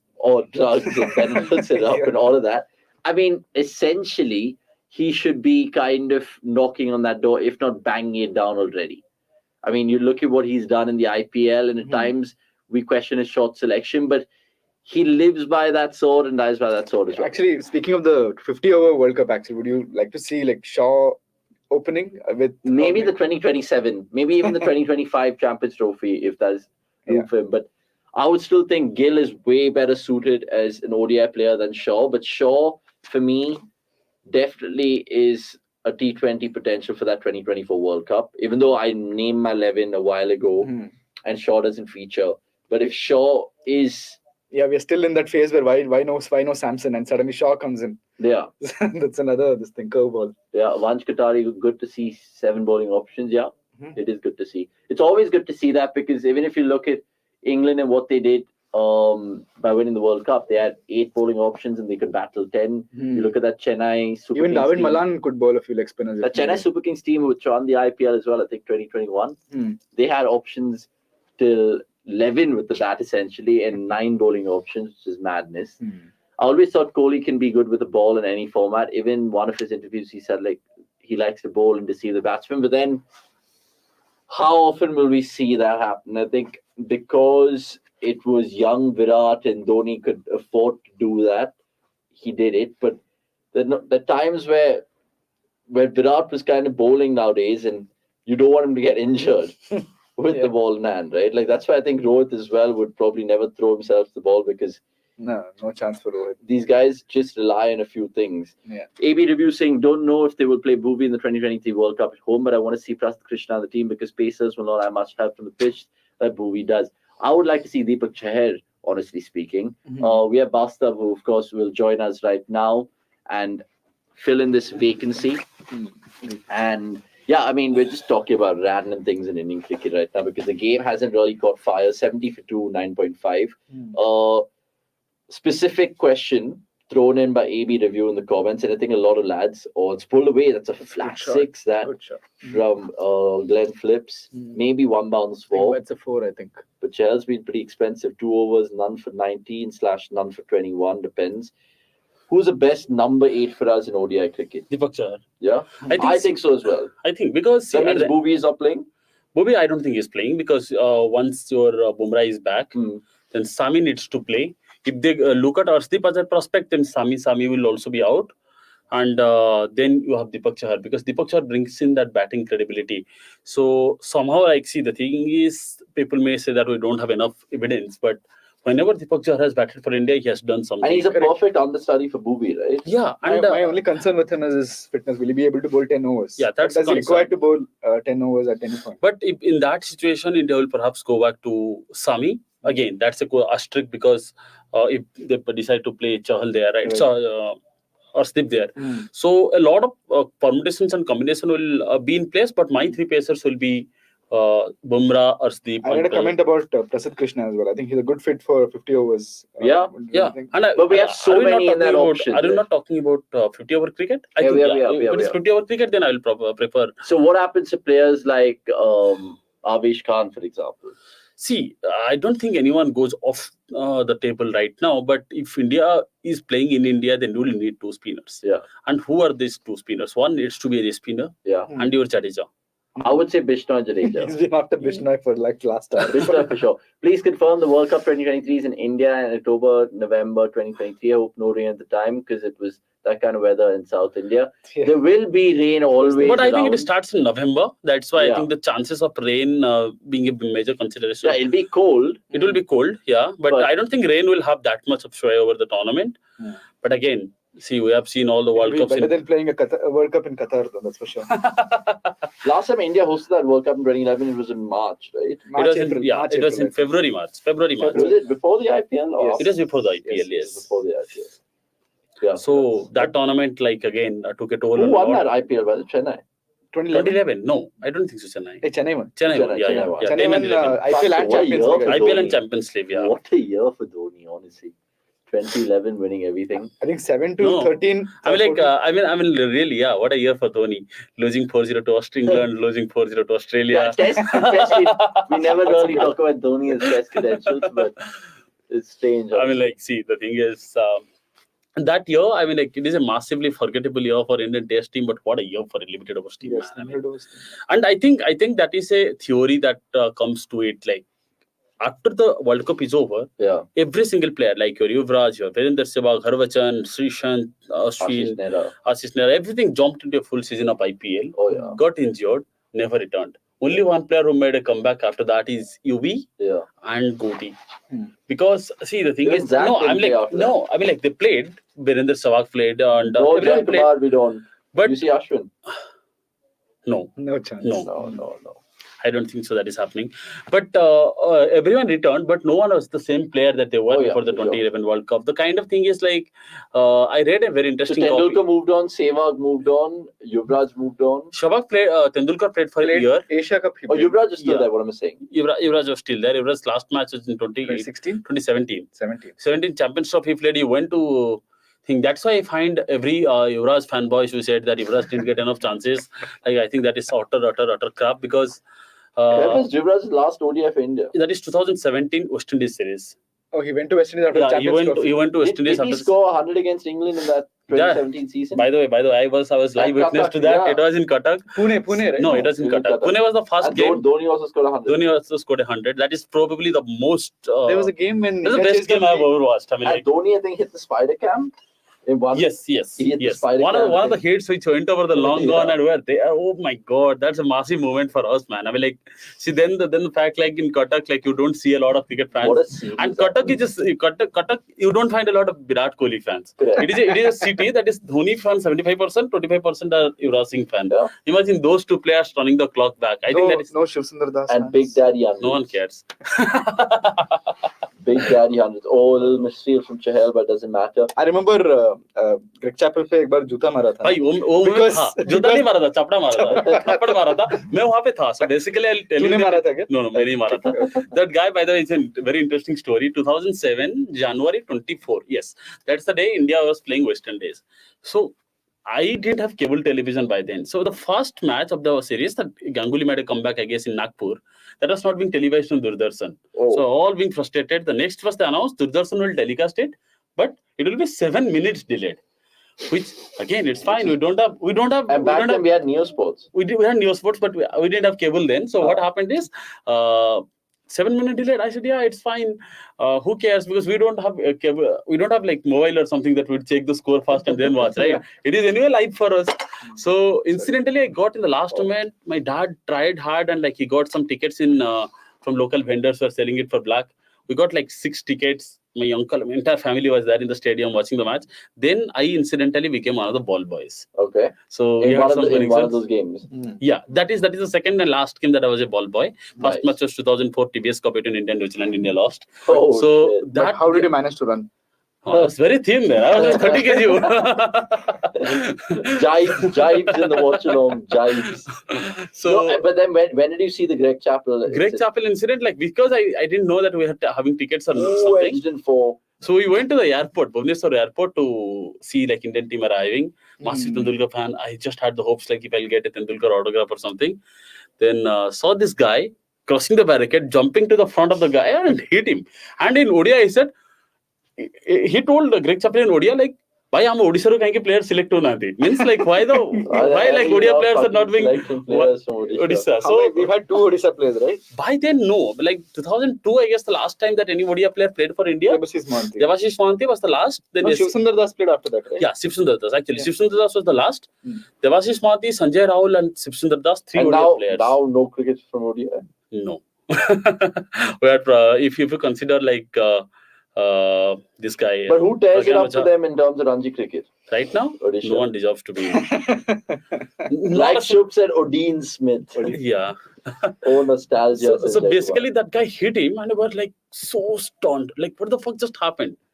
And it was televised, right? I mean, I think there was like a Janta bite happening at the time. Yeah. And then Greg Chappell I saw that live, and the next day they were supposed to go to another event in Bhubaneswar. All these Indian players were supposed to go there. So we tried hard, but the security was so tight after that, like we couldn't even get access to any players. But I was happy. I got autograph of Brian Lara. Coach? I liked him. I didn't like him then because I was again Saurav Ganguly fanboy. But in hindsight and what he did for Indian cricket, what his approach was, again, we could contest it from severe ways, so many ways. We could see like whether it is a right thing or wrong thing. But in hindsight, to look at it, it is probably the right move. So who's captain on this era? I mean, Dravid and Ganguly. Yeah. So Dravid, I think, took over. I think his first ODI series was that Sri Lanka one. Yes. Where Dhoni you wouldn't like Greg Chappell because he almost ended Deepak Chahar's career. Deepak Chahar's career. Honestly, wouldn't care. Bhuvneshwar's in Odisha and Bhuvi is not from Odisha. Oh, good. Oh, God. That's good.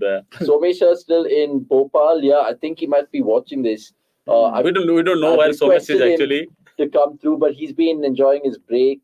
Yeah. He's going to get married soon as well. So just... You first heard it in cricket.com. Yeah, the cat's out of the bag. So he's preparing for that, which will be interesting to see. Right, let's just turn our focus back to the game because it's 87 for 2 here and New Zealand 11.3 overs in their first innings. Conway, make whatever you want to make of his knock, 36 ball, 45 so far. Phillips has also not been the Phillips that we know, but I think they're building up to have at least 180 in this pitch. Despite being a small, I think the pitch has been a little slow, making it sort of difficult to... That is true, but what is a target which can really test India right now? They're sticking with the same batting. Okay. Something like 180, 190. Because see, I don't think like I want New Zealand to start whacking the shit out of things right now so India can chase 210. And it's actually a challenge for Ishan Kishan and Rishabh Pant. That means they can't bat the way they batted in the second T20, which is slow and all of that shit. Yeah. Which is, I mean, ultimately you want to see those two players. They can actually get up to like 190, I think, from here. And it's quite. They have Darryl Mitchell to come. Yeah. I mean, 2-3 years, if you told me that Kishan and Pant will eventually be opening the batting for India at some point in time, I would be licking my lips at that prospect and be like, wow. Yeah. But because, again, is there a clear sign that these two are playing for their place, Pant and Kishan? I don't think Kishan has ever cemented his place because... No, my question is also, why can't they take a page out of the Sky manual in terms of fearlessness and be like, fuck it, whatever happens, I'm going to play my natural game. It's like these guys are going into their shell, they're going into their shadow. Why is that? I think success defines a lot of things, bro. I mean, imagine the situation that Sky has put itself India in. He knows that he's invincible at this moment. True. And that somehow like, okay, I'll go and kill these guys. Like that attitude. But look at the competition the Sky had before he's... Absolutely. No, see, the thing that we discussed the last time, right? So, Sky never had anything to lose. Yeah. He had somehow resigned to his fate that, okay, I'm going to be a Mumbai Indians legend. Yeah. And an Indian cricket legend, or probably the next Amal Mujumdar, who never played for India, the unluckiest cricketer. Because he's 32, late bloomer. Exactly. But somehow he made it to the Indian setup and he said like, okay, right now I have made it, so I have nothing to lose. But these guys are 21, 22. Yeah. So there you go. Exactly. Absolutely. Yeah. The moment he said it out, you tried to comment. So, I mean, like somehow you see like they have that fear in their mind, Sky and Ishan and Pant. Similar with Rahul at the World Cup because Rahul is a completely different story, man. I don't understand what is happening. No, but like even with Rahul, you could see that, okay, fine, he's actually costing the team by playing those first 10 balls the way he wants to, which is leaving it outside off stump, being tentative, being circumspect, not really like being like a Prithvi Shaw-esque. Yeah. I think with Rahul, it could also be some sort of a mental block. You have someone like Paddy Upton who's with the side. He's known to sort of... I just hope that's not infectious on the likes of Pant and Ishan Kishan and Gaikwad. I think that opening spot is sort of jinxed in that way. You can't score beyond 80 and it's 90. funny and ironic because everyone says, opening is the easiest position in T20 cricket.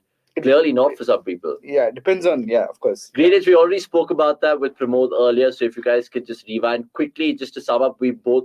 Yeah, but we'll get Bastav's view on it. I spoke about it. I guess like, in my opinion, there should be two different coaches because not only for the kind of different approaches that they bring into the table, but also for the fact like there is so much of cricket on offer. Yeah. So why? And I told him, it makes no sense for a head coach to take a break in this series. So might as well split it up, right? And that would only mean like you are focusing on one thing, you are actually devoting your extra time doing research about it and all that, right? And you have Lakshman here, whose actual job is to be at the NCA sort of catering to... Right. I was telling of this about that. you are affecting your India under 19. And India I appreciate your thoughts, and I chances. fully agree with both you guys. But the thing is, do you think India will ever go down that route? Even with split captaincy, there was like, oh, maybe no. And even you said that they took on DRS quite late compared to the others. T20 cricket as well. So they're not like pioneers by any field, but they're very rigid. And sometimes I feel like they're very old school. See, India tend to become India are never the pioneer, but they are the promoter. If you look at it, so they were never the pioneer of T20 cricket, but they promoted T20 cricket like no one else did. So they were never the promoters of DRS. It comes back to the question that he was also asking me, the fact that whole foreign T20 leagues. Why can't we just like, dude, how does it matter? People like Sakaria or people like even Khalil Ahmed might not play for India in the next 1 year or 2 years unless they have a breakthrough IPL season and all that. Yeah. Why could you would want to see him play in the 100? I think from cricketing sense it makes sense, but is Indian cricket thinking about cricket anymore? So is it? So does it only come down to greed and money and power? I don't think it is greed. It is like, see, it is not about greed and money. It is about protecting your business. But they know it's business. going to dilute their revenues in the IPL. But don't you think like in Indian companies having non-competitive clause in their agreement for the employers agreement is not it the same thing? Thing is like at the end of the day, cricket is an employment opportunity. True, but all I'm saying is but I agree with you in the sense that make the non-contracted players play for them. That's my point. Or determine like a different contract level. Okay, you are in this contract where you are the coming NCA generation player. You are not allowed to play in leagues. But once you are demoted to the next contract, which is like, for example, your 25 players are in central contract. Create another 25 contract of players who can actually be a prospective. And if you let them go to counties, then you may as well let them go to. But then if you say central contracts, they're also contracted with the state teams, right? Not all. Very, very few of them. And that's a good question, Greenwich. We'll come to it in just a bit. And we'll all make our all-time 11 New Zealand T20 teams. Absolutely. It's a good one. Okay. But just to finish this up, do you think they'll ever... Okay, fine. Fast forward to 2028, where cricket's going to be in the Olympics, apparently.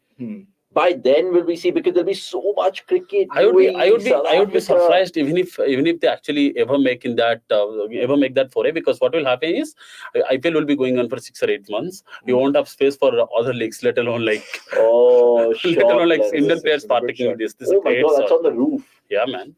That'll be like 70 meters over there, probably. Yeah, that is not even a 6 in MCG.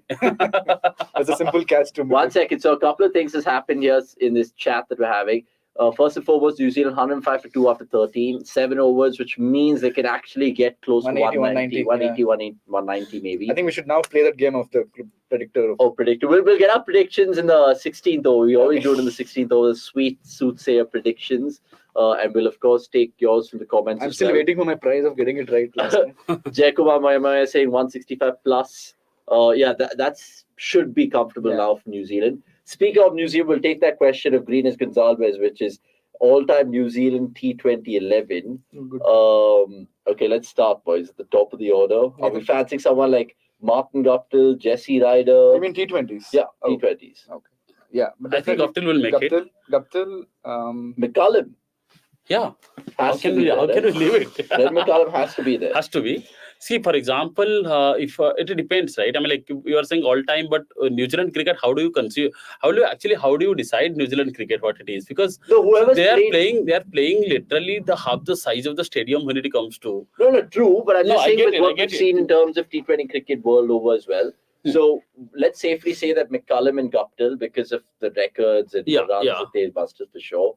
At 3, I don't think Ken Williamson has played for far too long, but I think that's a beautiful shot. I think someone like Conway, even though it is just a couple of years, but I think he would make it purely on the basis of what kind of changes that he has brought into the cricket. And it is not been a year; it is, I think, probably 2.5 years that he has been playing that way. I would still have Jesse Ryder. I was going to say this. I'd have Jesse Ryder opening with Guptill. I recently McCullum at 3 maybe. Last month I was watching a Legends League cricket match from the stadium in Cuttack. So Jesse Ryder that day, he killed everyone, man. I mean, like he was just smashing, like probably the most talented player to have. Yeah, with the bandana and all of that. And that is a Taylor, man. Like, how do you not pick him for the early years exploits? I mean, for sure. I think he played the 2010 World Cup. 2010 World Cup, and he was playing really well in the IPL as well. And then Taylor had that, like later he became very irrelevant in T20s, but excellent in ODIs and Test cricket. But I think he makes it to the T20I setup purely on the basis of For that. sure. So let's just complete this for the benefit of the fans and Greenwich as well. So McCullum, Guptill, we would have Jesse Ryder, then yeah. Ross Taylor at yeah. 4. And then you have a lot of bits and pieces All-round, cricketers. Players like maybe even Scott Styris, Chris Harris played T20s. No. Craig McMillan. I think early years he played. Craig McMillan, your good friend, no. No. I would still have someone like Jacob Oram, or is that too high a position for No, him? that's like, again, very early years he played not a lot of cricket matches. Then also... I would have Glenn Phillips at number 5. Yeah, I would think he has actually have played already Glenn Phillips 70 at number matches. 5. Played 70 matches already, yes. Yes, Glenn So Phillips. Glenn Phillips at How number about James Franklin in their top 6? Maybe not. I would Batsman and still have someone like New Zealand all-rounders. How about Mitch Santner? Santner will That's make too it. high. Too high for him. Might But be. he's Jacob the Oram only saying spinner that you Saibal have like who is good enough, right? Like, who else could you actually pick in among the spinners? So probably Isodi. Isodi as So the I'm spinner saying there. who's after? After Franklin, no. No, not Franklin. So right now, what Glenn we- Phillips at 5. Yeah, basically. Glenn Phillips at 5. Who's your keeper? Got Taylor at 4. We can make McCullum. McCullum keep or Phillips keep. Yeah. I think Phillips, I'll have him in the outfield more than anything else. At 6, I would have I think we'll just put a pin on that and come back to that later maybe. Dan Vittori's. There's an option, but that's too high up for him. Vittori at 7. Maybe? Grant Elliott, maybe. No, I think Vittori at 7 makes sense, no? Because Daryl Mitchell. no, At I 6? think he hasn't done enough like last while.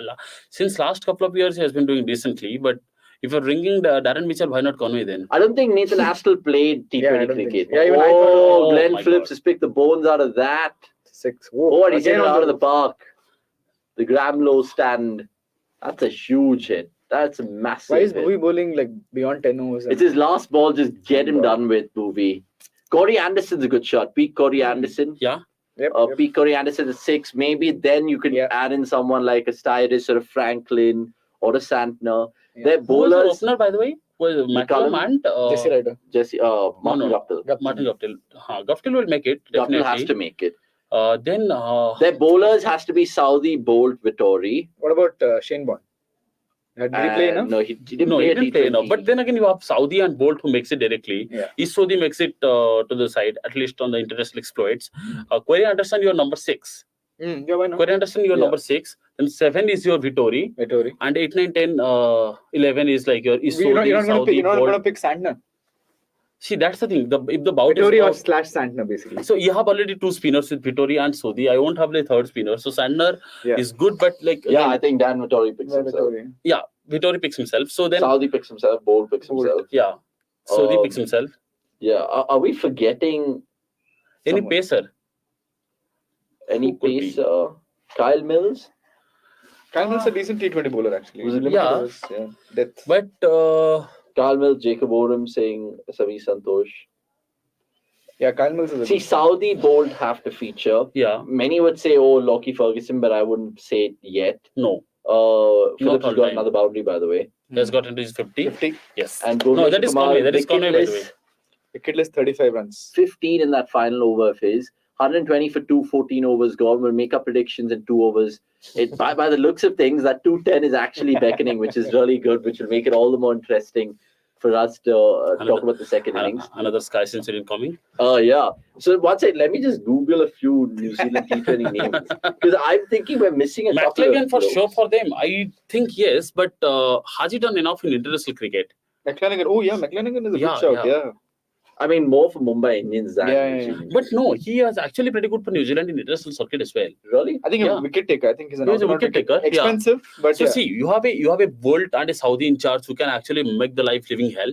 Then if McLagan comes in, then he can actually pick wickets. Yeah. In that situation, And I it is remember 3 pacers. an IPL where he was promoted to 3 also while batting. I think no. Yeah, I think Anthony that's it. Adams, Chris Cairns. Chris Gaines. Andre Adams again a good shout actually. He has a good slow ball and stuff. Craig McMillan, Matthew Sinclair, Scott Styris, What Shane about Bond, what about the Marshalls? Jeetan Patel, Lou Vincent, Mark Gillespie, Peter McGlashan. No, but Jamie I Howe. guess that settles it, in my opinion. Yeah, it's settled. I think your top order is like Goftil, McCullum, Yeah, Ryder, Rosteller, yeah. Phillips. Then sixth is Jacob our Oden. Corey Corey Anderson. Oh, Corey Anderson, sorry. Corey Anderson. Then Jacob Oden. Then Jacob Oden. No. Then Dan Vittori. Dan Vittori, 7. 7's a little too high. For But Vittoria, still, though. imagine we have like 7. Then you have four bowlers, right? Yeah. Then Saudi, Bolt, and McLagan. And he's Then McLagan can bat at number 7. I wouldn't play McLaren. I would play honestly Orim at 7, Vittori at 8, Saudi, Bolt, And Sodhi. Yeah, that would be also good. is Yeah. fine, yeah. So basically, we're leaving out the big names. We're leaving out are someone like Kane Williamson, Devin Conway, Finn Allen. But again, like Finn Allen Allen has and just Devin Conway started, just started, man. I mean, like that's fine. So a total of 94 players have played T20 internationals for New Zealand. Shane Bond, has he played? Yeah, He has played. he's played 20 T20 internationals. I think there should be some cutoff, like minimum 25, 30 matches. Based on that, Yeah. we can pick them. I think that'll be a better idea. Yeah, I mean, Andre Adams played 4, Chris Cairns played 2. Yeah.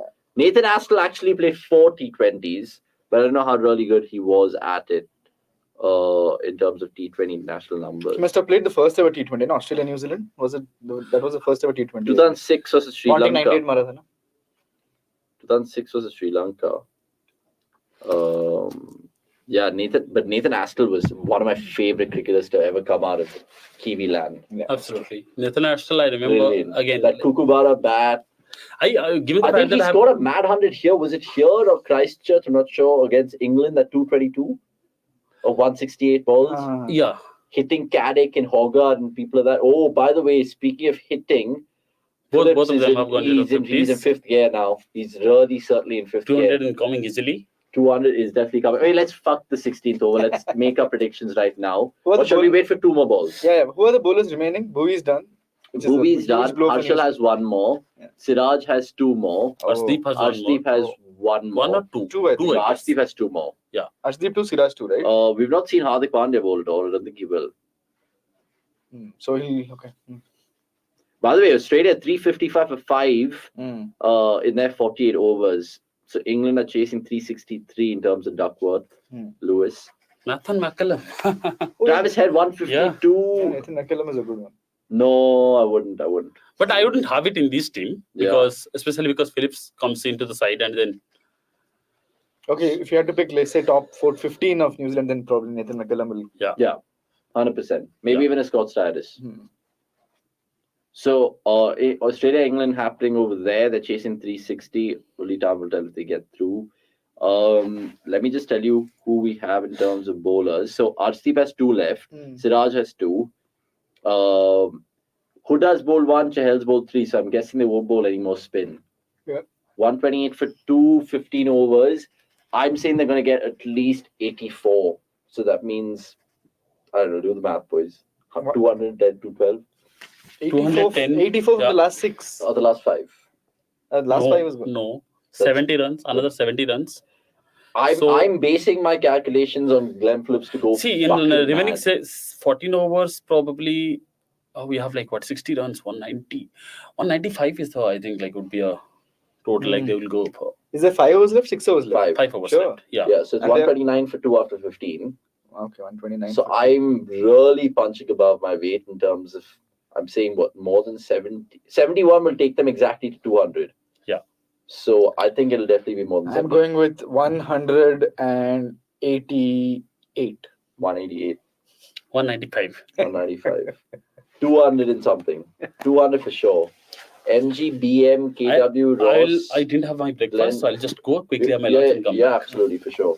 And we'll take a small little breather at the midway mark because, of course, in terms of our in-house experts, all of these guys have just gone taking vacations, and me and Pramod are the only ones who are doing our jobs on a Tuesday. Yeah, I think we took our vacations. Yeah, we took our vacations. And honestly, I felt sick as well, so I needed that extra little layoff. So, look, let's see how it goes. So, Conway 53 of 42, Phillips 54 of 32.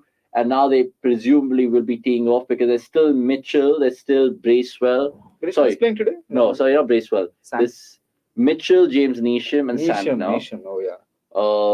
So that's going to be interesting to see how they get on with it. I think Phillips might have just a worldie and might even score 100 right now. Like I was saying earlier, Travis had what a chance he had earlier to score a double 100 today, man. I thought he would do it. Oh yeah, 156 here. He got to 150 with like 12 overs to go. He would have gone to the next 50 probably in 35 balls. Yeah, he's been in some seriously good ODI form. I think we saw him against Pakistan as well in that ODI series, getting some runs. Siraj, good start to the over. Samish going on to say, want that score to get past 200. Fully echo your thoughts, Samish. Definitely, yeah. Especially because then it'll be more interesting to see if India can chase something of 200 plus. And I think they can, but I want this batting lineup to be put up. Their approach will be interesting to see right from the first ball, how Pant and Kishan go and stuff like that. And I don't think we have a Kane Williamson in our team to cost us the game. Shreyas Iyer also looked really good for his 13 before he got hit wicket, funnily enough, the last time out. So Siraj has started this over fantastically well. Yeah. 3 dot balls. Hardik talked about more batsmen chipping in some overs, but what about our bowlers who can't even hold their wickets? That's a good one. Yeah, it is a good one. But yeah, I mean, see, my theory is like if you're going to depend on a batter beyond like say 6 or 7, I mean, then what are your batsmen doing? I mean, that there's a similar argument for the bowlers as well. But then you'd love to have somebody help you out. With the bowling department. Yeah. I mean, it's just this format, right? Because even as fans, we're sitting back home being armchair critics saying we want so many bowling options and we want our batting depth to be at 8 and 9. And India is a country who can actually, if they... This is a 6. This is a 6. This is a 6. This is a 6. It's a good ball. He gets single. But still a decent over. Yeah. 1 of 4. But now it comes down to these last two deliveries, balls, right? Yeah. That's what the point that even Dirk Nannis was making when we were chatting with him in the IPL, where he starts off his over, which is 1 of 4, and then he'll invariably concede 2 6s and it'll end up still being a 13-run over, which is sad. But now, what's to do? How much do you guys think New Zealand will get? Because we've made our predictions. Pramod said 188. Bastap said 195. I'm anywhere in excess of 200. I think 200 will be breached, even though this over is kind of pulled things back nicely for India. I'm feeling pretty good about my prediction right now.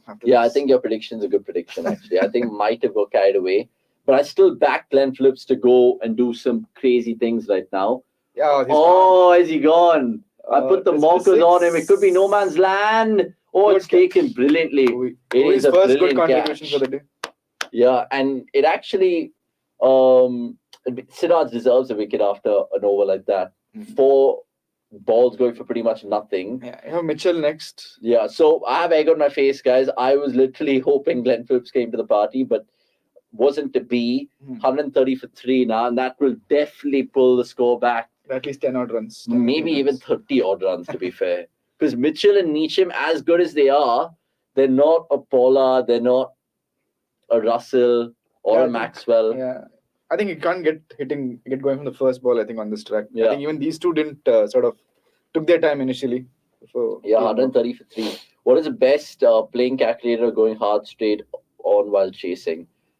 I like how, say, Virat and Dhoni used to pace their chases in T20s, where it's like the 19th over, 20th over. But then some people would say they like how the New England team approaches chases, where if they're chasing something around 160, get it in 16 overs and make a statement and be like, we beat you with 7 wickets and 4 overs to spare, which is an emphatic win in T20s. But India normally, by their selections, by their philosophies, they like to be more safe than sorry.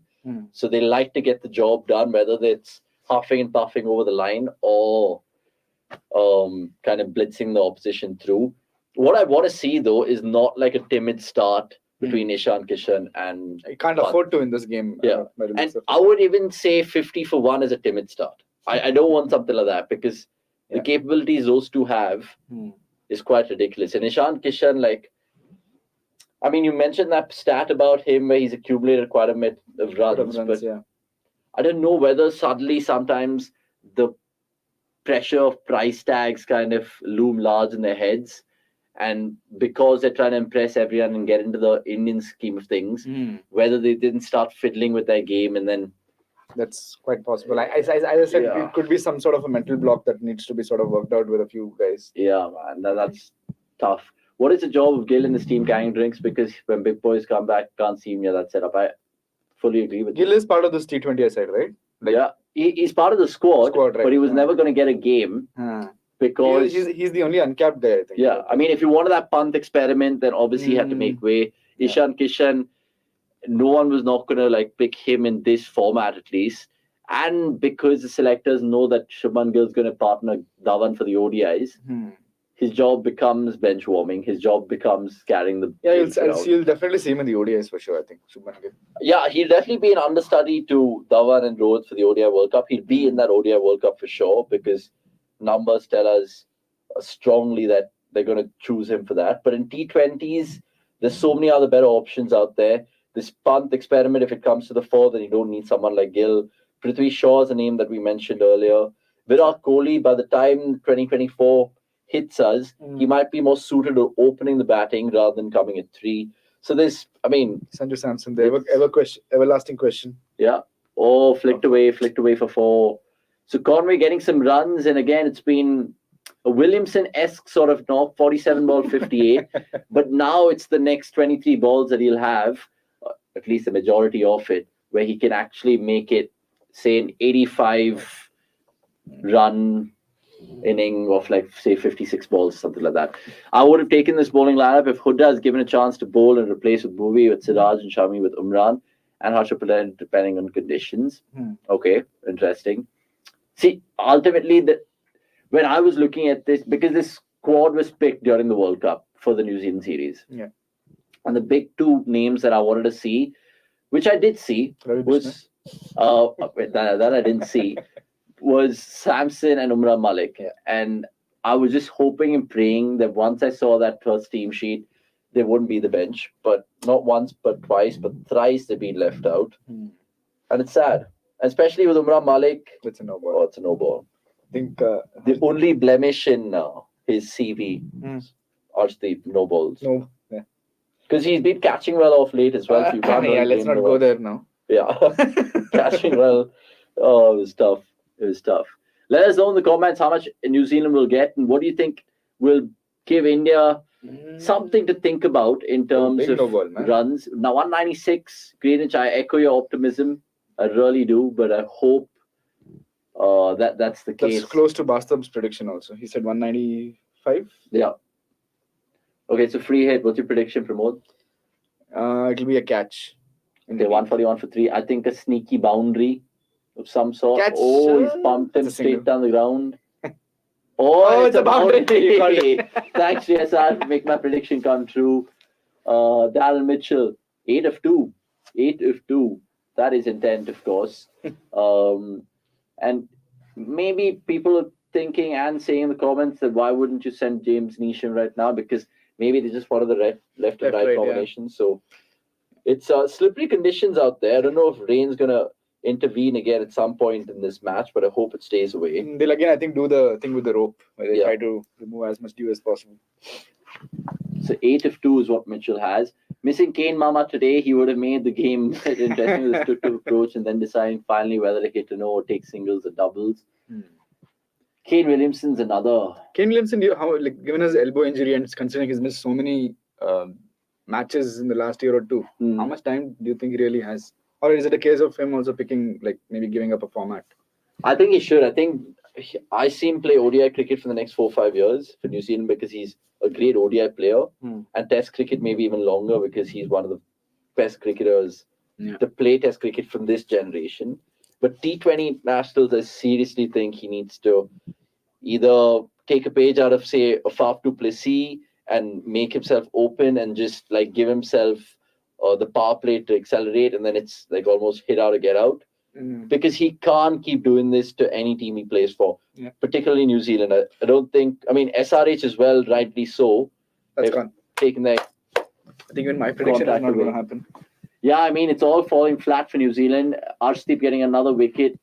And Conway, he had a chance to really make the scorecard look good, but right now, 49 ball, 59. I think Kane could just give away both white ball cricket. Both the limited overs formats, I think. That's a beautiful knuckle ball from Arshdeep. And safe as houses from Ishan Kishan. So, James Neesham going to come on. Maybe people say that's a blessing in disguise because Nisham either he'll hit a 4 or 6 or get out first. your ball. prediction could still come true, you know. 42 of 20 Yeah. is not actually far-fetched. If Nisham and Mitchell, the way he's showing his intent is quite crazy. How many runs are coming in the 19th over? The 19th over in this Indian team in this format has just been It's going to be Siraj, right? curious case. I think it will be Siraj. Or does Harshal have an over left? He does too. So I but, think he'll bowl the 19th in that case, I guess. and Arshdeep to bowl the 20th. Yeah, why not? Yeah.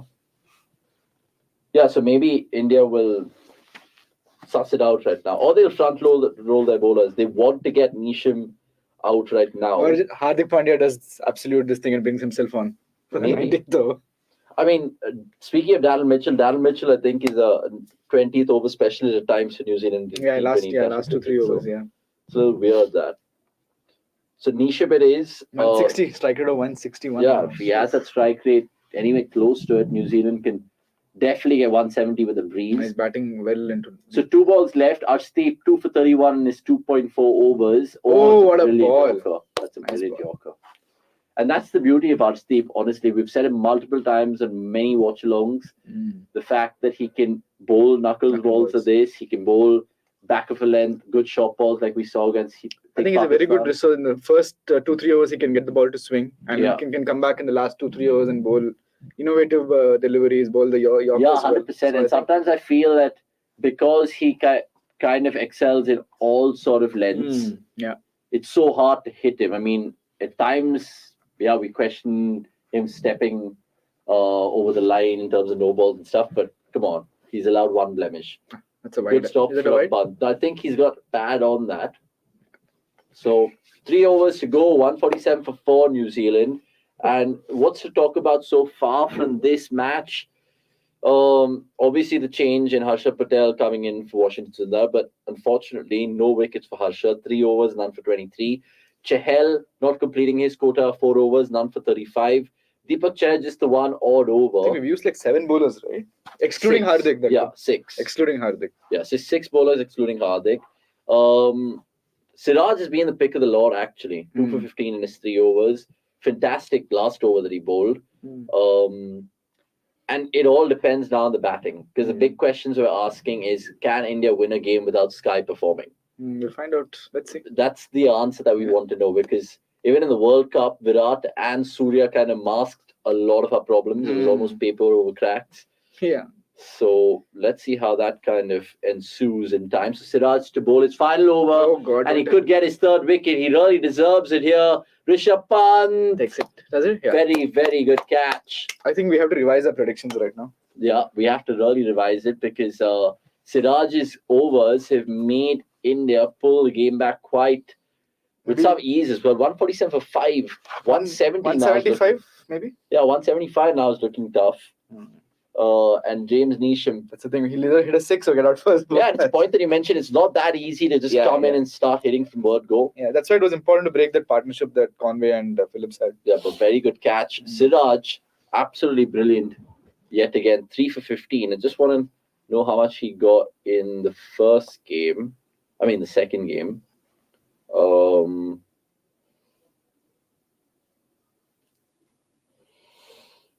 Where is it? So Siraj, 2 for 24 in his 4 overs, 1 maiden as well. That's nice. So essentially right now, 5 for 39 on this tour. Mohammad Siraj. Nice. Player of the series? Yeah, maybe player of the series. Unless they, of course, give it a Sky. Yeah. And Sky, I don't think... Even if he scores a good 30 today, he has the chance to win that award. Yeah, he does, maybe. But I think he's still a while away from breaching Mohammad Rizwan's record. And because this is our last T20... Rizwan had how many? Almost 1,800. 1,300 or something? 1,300 runs. He has what, 1,200?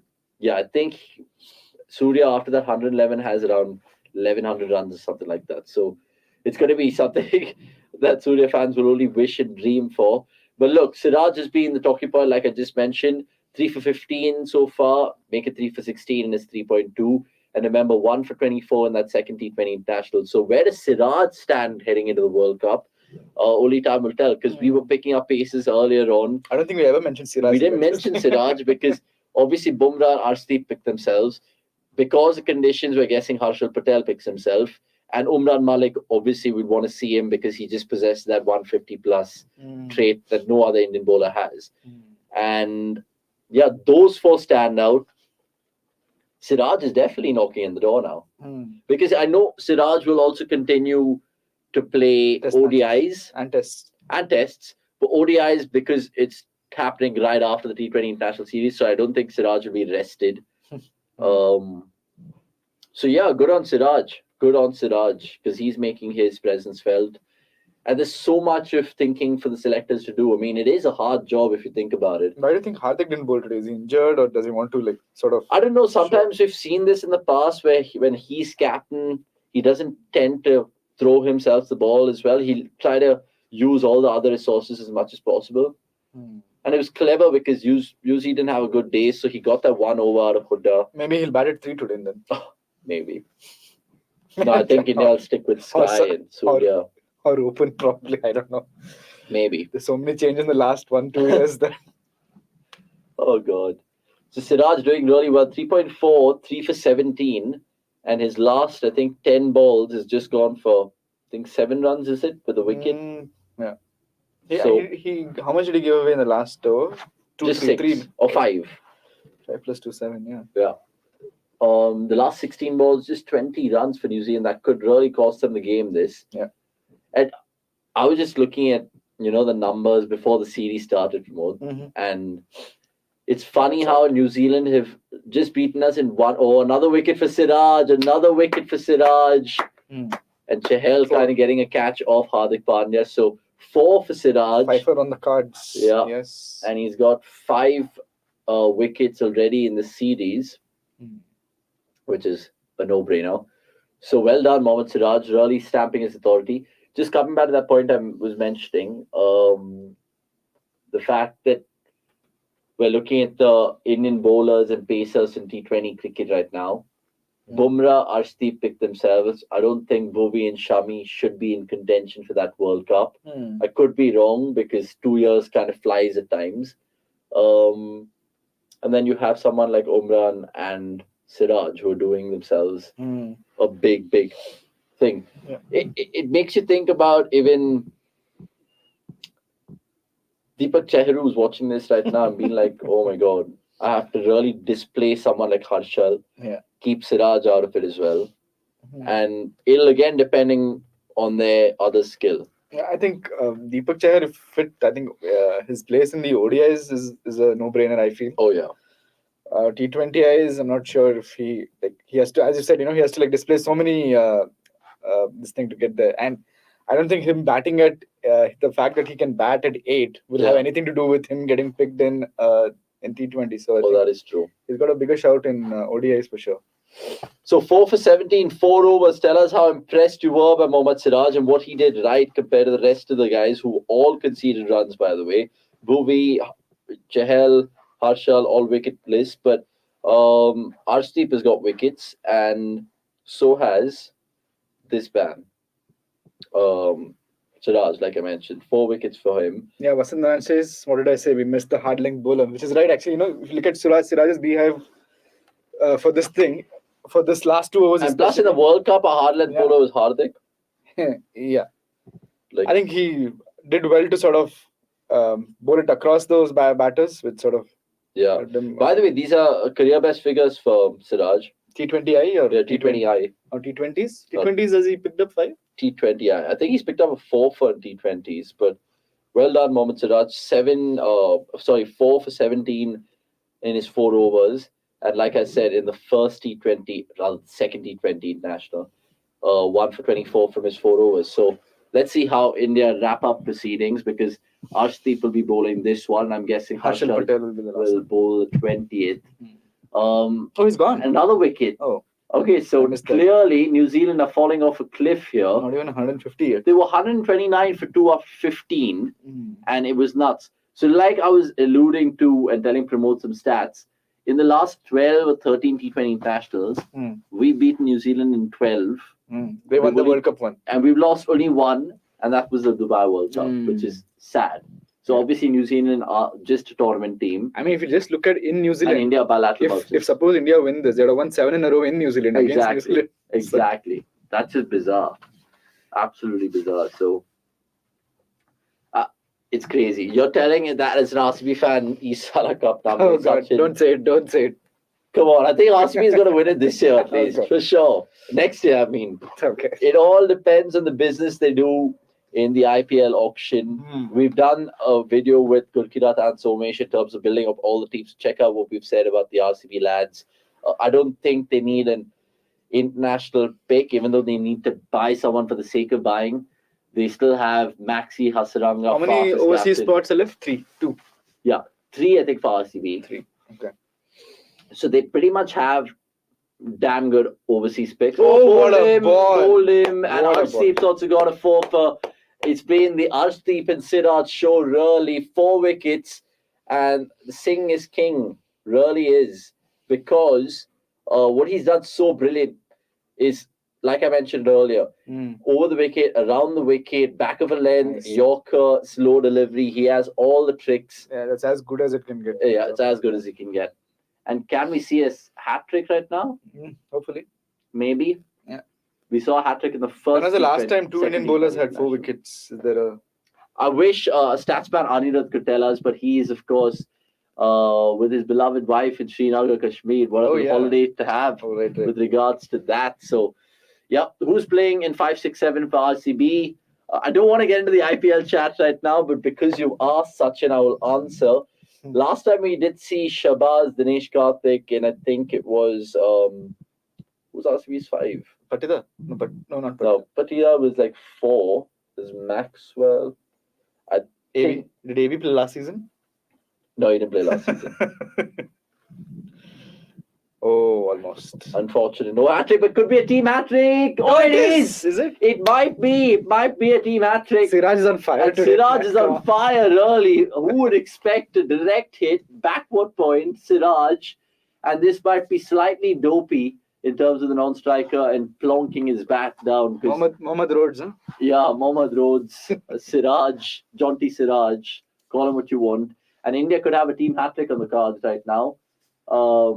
It was yet another Yorker and he's gone here. He's gone here.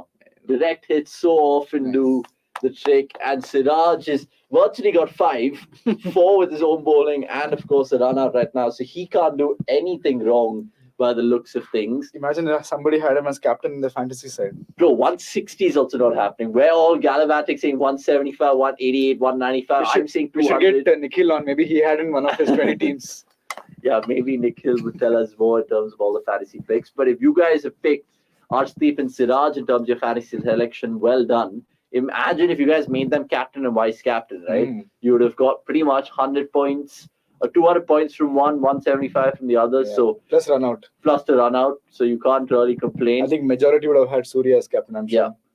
The problem is now with New Zealand, like pretty much 150 or whatever they get, 155, or maybe all out right now, is that Pant and Kishan will take their time, and that will be a big problem. So I win, right? So since they're not going to get... So now you're the closest, essentially. Nearly another Yorker there. New Zealand can't even complete 20 overs. That'll be absolutely sad. We've seen collapses before, and just to paint you a vivid picture of their collapse, they were 129 for 2 when we were doing the predictions. And do the math right now. 22 runs they've scored. They've lost 7 wickets. In pretty much 3.4 overs. So it's been an absolutely brilliant performance with the ball in hand from India to pull things back. And it all started with that Siraj over. Brilliant again. And Siraj, you can't do wrong. Harsha Patel also knows it. And he would be kind of disappointed because he came in for Washington Sundar, but 3 overs, none for 23, going wicketless. It's not bad. Considering it's not bad, but you would like to have some sort of wickets to show. Can Arshdeep get a 5-er? Saudi's going to keep it out, which is sad. Yeah, Ashil still has a chance to pick up a couple of I think this might be Siraj. I mean, 1 wicket. Sorry, more than a couple of Arshdeep's best figures as well. Is it? I think he has a 4-wicket haul for cheaper, right? Maybe. Best figures for India was in New Zealand in T20 internationals. Oh. Nice. 4 for 10, Deepak Hooda in the second T20 international. 4 for 17, Mohammad Siraj, Napier, which is today. Nice. And 3 for 9, Akshay Patel, Kolkata 2021. So all in recent memory. So New Zealand have finally got past at 150, and they might get more runs here. So it's not the best ending to Arshdeep's figures, but he'll still be very proud. 4 for 37 in his 4 overs, and New Zealand have 1 over left to get close to 160, 165, but it's really shooting in the dark right now from them. The highs and lows in the same month for the Indian bowling, absolutely. You never know what you're going to get. You never know what you're going to get in terms of the Indian bowlers, if which Indian bowlers stand up in that day. We lost in the World Cup and performed bilateral so that fans can forget. Yeah. That's the most saddening thing, right? Yeah. We look forward to all these ICC tournaments, even the Asia Cup for that matter, and we assumed actually that we're going to have 3 India-Pakistan matches in the Asia Cup, right? And at the start of the year, if you asked Indian fans, but the way that we are dominating teams in bilaterals, we were definitely going to be making the Asia Cup final bare minimum. We're going to be making the World Cup final at bare minimum. None of those came to kind of fruition. And it's sad. That's why I kind of asked Dan Weston as well. I mean, are we like literally bilateral merchants? Because in bilaterals, we want to play the potentially our strongest team and get the job done instead of giving people chances. In this case, Sanju Samson and Umran Malik. And yeah, I mean, it's a tried and tested guys. It's the loyalties that they prefer in this team. And it's fuck all. So 157 for 9. Harshal, hopefully he can get a wicket right now, which will add something to his night out there in Napier. I think we've been fucked up in terms of World Cup squad selections and playing 11 ever since MSK Prasad's committee. Yeah. I mean, do you have any kind of news on the new selectors of the committee? Who the personnel? No, not yet. I think I think they have time till November 28th, 6 p.m. to sort of file their nominations or applications. Okay. And what are the names doing the rounds? None as of now, to be honest. Not that I know of. So I think once we get closer to that date, we'll find out. We can probably get an idea of who's there. I think it's a big day. Yeah, or maybe we can get Bastab on and hear some sources. Yeah, Bastab will definitely know. I think we've also written an article off it on cricket.com. It was a news piece more than a feature. So check that out on our website to see who will be interesting candidates. Oh, he's timed this all right, Lockie Ferguson, but it'll hold up in the sluggish surface. And 160 is what New Zealand have managed to muster so far. At least 159. Oh, they come back for 3, so 160 it is.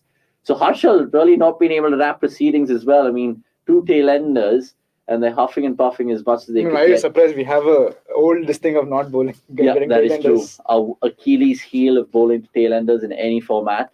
Without Sanju and Umran in the series, everything looked pointless to me, but Siraj heals some of it. Yeah, agreed. And of course, Arshdeep further, add more this thing to his credentials. What I would love to see just to end this T20 International Series at a high is like 100 opening partnership between Ishan Kishan and Rishabh Pant, and both of them getting quick runs and big runs.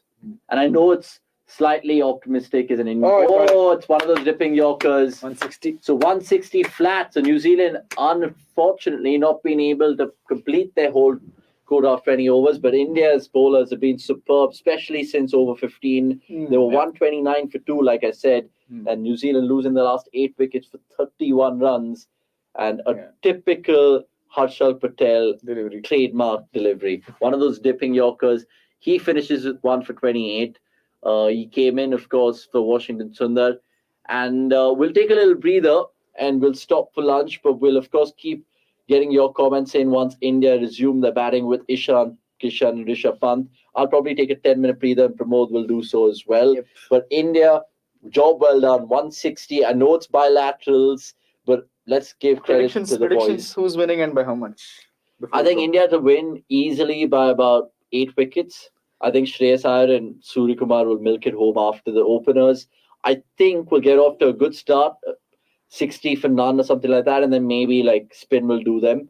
I'll say New Zealand to win by say about that's 8 runs. That's something that I didn't see coming through. But 8 runs. I mean, I would actually hope that the match happens the way Pramod wants it to, because that'll make it more interesting and all of that. For me, it's more comprehensive 8-wicket win, take the series 2-0 and then concentrate on the ODIs. But I could be very well wrong. But just to reflect on that scorecard, nothing to really be happy as a Kiwi fan. Maybe that Conway and Phillips partnership, which blossomed for a bit, but nothing else to shout out. Phillips, at one point in time, he was looking like he could really take the score to 180, 190. It wasn't to be because, like I said, Siraj had his best day in terms of T20 international cricket, 4 for 17 for him and 4 for 37 for Arshdeep. Invariably, all of them, all the pacers, bowling a cumulative 7 overs of dot balls, which is madness. 14 dot balls apiece for all 3 of them. And you guys can choose who's the best. I think it was Siraj. Siraj's been probably the positive of this job, barring Sky as well. So yeah, Tuta hai Gaba ka Ghaman wala pic chahiye studio mein. Yeah, for sure. We've got different pictures. We've got different books, some great books as well. Viv Richards' autobiography. We got Bob Wilmer's Art and Science of Cricket, Cricket Odyssey. I don't know if you guys have read that. It's quite ridiculous. When is the next T20 When is it series? actually? It's a good question. I don't. Definitely not this year. This year, yeah. Because we end up playing. Will we play T20Is against Bangladesh? No. I don't think we play Bangladesh in T20s. Let me just. No, I think we're playing Test and ODIs. Confirm that for y'all. But yeah, lots to look forward to in terms of cricket viewing. I think we will do watch-alongs for the New Zealand India ODIs and all of that as well. Where is? Let me just confirm that for y'all. So schedule.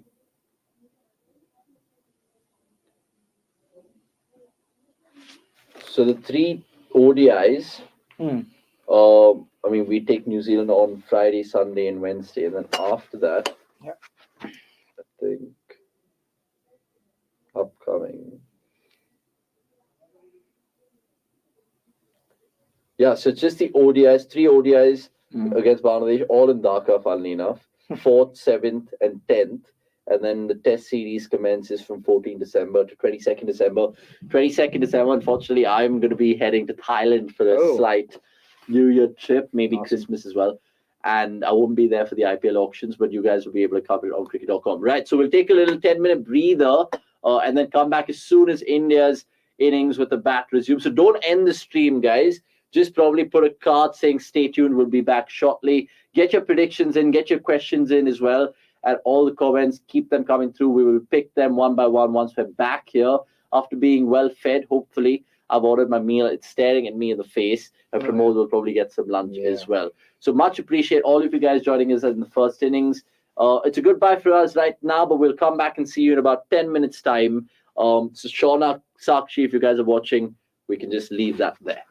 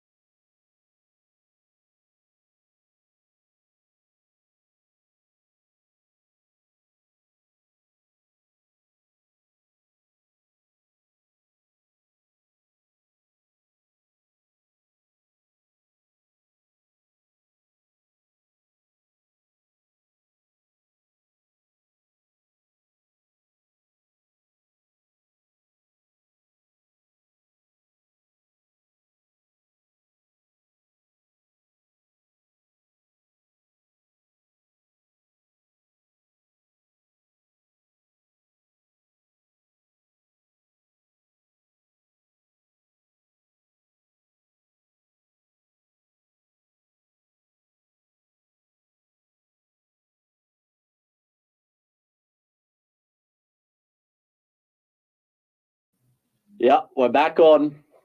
So 9 for none. Sorry, we had to like really have a quick lunch over there in terms of watching this New Zealand versus India game. And a few office lads are in different cities. So we apologize for that, but you have the pretty face of me to, of course, continue in terms of all the running commentary and answering your questions, which have been thoroughly entertaining to say the least. Ishan Kishan and Rishabh Pant, it's that opening pair that we saw in that second T20 international. So obviously we're hoping for fireworks in the power play, because even though it's a relatively straightforward chase, you don't want any hiccups. And these two will be playing for runs. They will be playing to get back into some sort of form. Rishabh Pant, all eyes on him really, because how many times has he opened in the recent past and he's not really got off to the flyer that he expect him to. We'll get Pramod and Basta once they're free to come through. But what I want to do right now is pick your mind about who you guys think is a better suited opener in terms of left-handers for India. Is it Rishabh Pant or Ishan Kishan? In fact, we'll try to put up a YouTube poll as well so we can get interactive as much as possible. Ishan Kishan, the Ishan Kishan that I saw, which took Mumbai Indians and the rest of the world by storm, that's the Ishan Kishan I want to see. Not this man who's kind of sedate and giving vibes of KL Rahul. Don't want to see that. They're just showing us all the wickets that India got. Remember, 4 for 37 for Arshdeep and 4 for 17 for Siraj. Siraj enjoying his best ever T20 international figures. Some of you guys asking me in the comments, what did you guys have for lunch? I had a chicken steak. Thanks for asking. Had some carrots, had some mashed potato.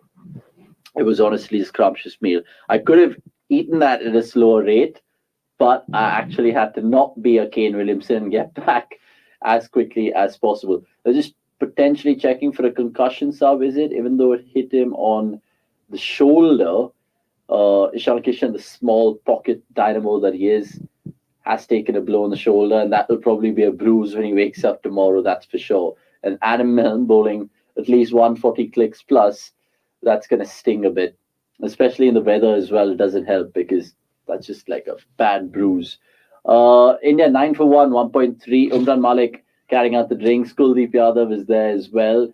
And not to forget Sanju Samson, who's obviously just been picked for the store to like carry the bottles and whatnot. Right, let's get Basta up right now on the screen, who's also kind of just finished a quick lunch and hoping that India get the job done quickly. We were having predictions whether it'll be a cantering win, an emphatic win. What do you think will happen? We both actually said New Zealand will win. Yeah, I'm like, it is, you never know. I don't know One whether bad day for Surya, and we don't know anything. But again, all of our predictions were off the mark. You predicted 210, I predicted 196, Pramod predicted 188. I mean, their collapse is quite commendable. Yeah. I mean, 31 runs, yielding 31 runs, 8 wickets that they lost. They were 129 for 2 after 15 overs. That was quite shocking. So, yeah. Fantastic spell by Siraj, though. I honestly think so far is the man of the series for India. In that second T20 international, shot Ishan Kishan. You just picked the bones out of that. 1 for 24 in his 4 overs with a maiden, and then today 4 for 17 in his 4 overs. But depending, like knowing how cricket works, they will probably hand it over to Surya. Oh yeah. If he scores a 50 or something today. So, yeah, because again, Arshdeep has 4 wickets today. True. Obviously, Siraj has a better spell and everything, I understand. But and what I feel like now with the bowling answering a certain bunch of questions, it's the batting, in particular these two. And I don't want them to kind of do what a Mohammad Rizwan and a Babar Azam do for Pakistan, which is like I don't think they can afford to do that. I don't think they can. But because both of them are playing for form and runs, do you think that'll happen where it's a situation where they 8 overs and it's like 54 for no loss? We're kind of forgetting that just a couple of matches ago, like a couple of matches for Ishan Kishan, he scored a 95 or something like. So the thing is, for in South African ODI, but okay, that's different format. I understand, but again, like after the IPL, like there is so much the months passed by, and we have like barely 2 games for Kishan. So perhaps I think like he's coming with a fresh mindset. The way he batted last month was a little bit tentative, but again, the wicket was also slow for a moment. Like probably you can give him a benefit of doubt. For sure. That's 6. That's 6. It's a shorter boundary. Oh, it's gone. Oh. Sorry, what am I saying? What am I saying? It didn't go for a 6 in New Zealand. Mark Chapman at the boundary edge, and Ishan Kishan has to go 11 ball 10 for him, so it won't really do his confidence a world of good. But me and Basab, literally, we saw it off the blade, and we were thinking, surely it's going to go for 6 because it's in New Zealand. But on the edge, and you could see the Indian bench warmers over there having a look at it. Adam Milne's absolutely pumped. And Pramod's predictions, well, he said New Zealand's going to win by 8 runs. I hope that doesn't happen, but I hope we get a closer game than we think. Surya Kumar Yadav will probably come in right now. Maybe Shreyas Iyer. Do you think Surya? Surya.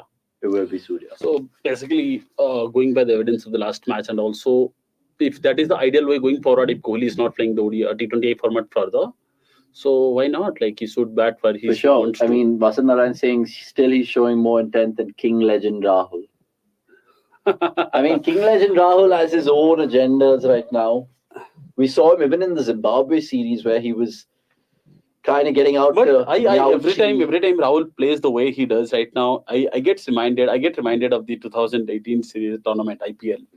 I mean, like, till 2017, I think he didn't play the 2017 IPL. 2016 and 2018 were two of the kind of IPLs. 2018 was next level. Next level. I mean, like, we saw like Rahul, the kind of player that he became in ODI limited overs cricket. 2018 was the same season where Rishabh Pant had a great IPL. Right? Yeah, 2016 and 17 Pant had a And great Ishan IPL. Kishan. Why can't all those guys just replicate IPL 2018 form? They should go back to the highlights and the archives and look at certain innings that they played. I think Rahul played a 14 ball 50. Yeah. That was madness. Rishabh Pant had 128 against SRH, which was also mad. But now he is up against one of New Zealand's most experienced campaigners and standing captain of the night, Saudi, who bagged a hat-trick. So Rishabh Pant, if you're listening, I mean, obviously you're not because you're batting, but please go for it. Please go hell for leather right now. Don't have a couple of sighters. Even if you get out playing an absolutely ridiculous shot, we'll go with it. It's fine. Because last time as well, Someone needs to tell him that, because nothing will actually help him. what is the messaging that Lakshman and Co have given him? A shot, Rishabh Pant. That is his timing, and that's 4. That is 4. That's more like it, Rishabh. Much more like it. We want to see you obviously take advantage of the power play. But what's the messaging that people like VVS, Dravid told Rishabh Pant? See, that kind of cricket he's playing. See, my point is very contrastingly different even during the World Cup. When he was picked for the side ahead of Dinesh Karthik, everyone thought, okay, that's a great decision because Dinesh Karthik was not in form. But you backed that player for far too long. Yeah. You have given him a chance in the World Cup. Just give him the match. It doesn't matter whether Pant is in good form or not. Oh, he's come down the track, Rishabh. But right now, Pant... Oh, that's terrible. Akash Sivasubramaniam will not be a happy man because they saw his favorite player doing a schoolboy error out there, which is, what's the spin? It's going over backward head point. Oh, backward point's head, sorry, I should say. And terrible. The ball is splitting a jingle everywhere. So Rishabh Pant, he'll take that in this kitty. In fact, I think going for the shots can actually help him gain his confidence back. Absolutely, because he's already standing outside his crease as well. Yeah. So you can see that, okay, fine, maybe he's made a slight couple of adjustments to his game, but early days still, 4 balls, 11. Oh, and this time he's gone inside out, kind of, but Isodi has taken a blinder after absolutely misfielding it. And maybe it's all kind of come well and worked out well for New Zealand, that because they could have just stuck for a single. It was 4, and then Saudi kind of getting rid of Pant. And look, Rishabh Pant, even though it's a 5 ball 11, well done. I wouldn't mind that. It's all right. Yeah. I wouldn't mind that. Go for it. Exactly. I mean, like, the thing is, his T20I starts are not a reflective of kind of player he is, right? And I was just going to say, in fact, that he needs 13 more runs to be notching up 1,000 runs in this format. But that'll have to wait till next year because I don't know when we're playing the next T20 International Series. When is that? I don't know. I think it is not. Have you got anything lined up? No. Not now, at least. Because everyone that playing test and December, in fact, like, there is not a single T20I match. Yeah. Among the top teams, at least. Everyone is playing the test matches. Tests. It is mostly test next month. Australia is playing West Indies, South Africa. Yeah. India playing Bangladesh. India is playing again Bangladesh in ODIs as well. And apart from that, everyone like England, Pakistan, England, New Zealand. Pakistan. The cricket connection going on to say Sodhi going for plenty today as he has a tendency to bowl many dot balls in the shorter side. He's just got exceptionally well in terms of Rishabh Pant. So both the openers back in the shed, Ishan Kishan, 11 ball 10, and Rishabh Pant, the 5 ball 11. And it's the two right-handers who, Surya Kumar Yadav needs no introduction, but Shreyas Iyer also looked decent for his 13 before he got hit wicket. Iyer is going to play the kind of innings that Kohli goes on to play all the time, right? Yeah. So no, that's true. That is true. So, because Saudi amongst the wickets again, and New Zealand actually might make a match of this because even though India are chasing 161, they're 21 for 2. And gone! It's a short ball struggle which continues. It's a short ball struggle which continues, and Saudi gets his man, and he's on a wicket. He's on a hat trick again, Bastard. Yeah, man. This is short ball. I understand. Oh. This is there to be hit, man. You can't. This is like, I don't know, cricket coaching academy when you're trying to give perfect slip catches and Nishim reacts. So 3 down India.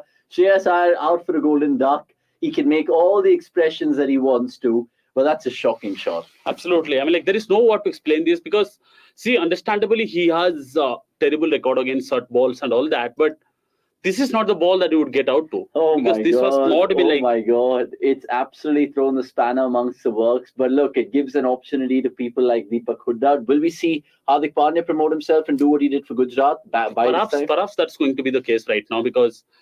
remember, we're a batter light because Washington Sundar is not there. Yeah. So Harsha Patel's batting him maybe a position higher than he would like at 7. Brain fade Iyer goes on to say GS. Yeah, I can't disagree with you on that. 21 for 3, by the way, lads. 2.5. Saudi's in a hat trick again. Comment below if you think Saudi is going to be the first ever bowler in a T20 series to get 2 hat tricks. I don't think that's been done. I honestly don't think that's been done. If it's been done... Come again? What is the record that you said? To get 2 hat tricks in the same series. Oh, yeah. I don't think that is... I might be wrong, and we don't have Statsman Ani to, of course, give us all the proof because he's not there. Iyer needs to learn the pull shot. Definitely, man. That ball could have been pulled for a 6 because it is not MCG would get out caught at... But it's actually crazy. It's like all the world bowlers have taken notice of this. In any format they come up against Iyer, it's like just bowl short. Maybe 1 ball they might get hit, 2 balls might be edged for 4, but then 3rd or 4th ball then again. No, but if you remember, the second T20I in second ODI in Ranchi last month. Yeah. When last month when against South Africa, the way he countered the Pacers, South African Pacers was really good, even though they were trying short balls. True. But I think in ODI format, it is a different beast altogether. You can actually take your own time and get adjusted to it. But here it is a shocking ball, man. It's a trap which he's fallen for. It's like putting cheese for the rat and then not seeing the rat trap. But that's honestly it. Is there uneven bounce in this pitch? Not uneven bounce, but what I would say is that it's not easy to get your iron straight away. You might have a couple of sighters, but still, I'm making no excuses for Shreyas Iyer. But I think there is a little bit of uneven bounce, yes, because... A little bit. Yeah. But that didn't get his undoing, exactly, right? Yeah. It was a proper trap of a short ball that actually got him out. Yeah, which is mad. So India, even though they did remarkably well to pull things back to 160, now they're making this 160 look like 180 because they've lost their top 3 essentially. Kishan back in the hut, Rishabh Pant, and of course now Shreyas Iyer. So the hat-trick ball remains because Saudi bowled a wide, a back-to-back wides that is, and now he floats one nicely, and it is Hardik Pandya who's coming to bat. Chetan A. Goyal to say enough is enough. How on earth are we expecting Surya to bail out day in and day out? What other batsmen are doing? Surya innings is covering these loopholes for sure. For sure. That's a conversation I was having with Pramod just before we wrapped up proceedings of the first innings. And I was like, I actually want Surya not to score to see how else these other guys perform.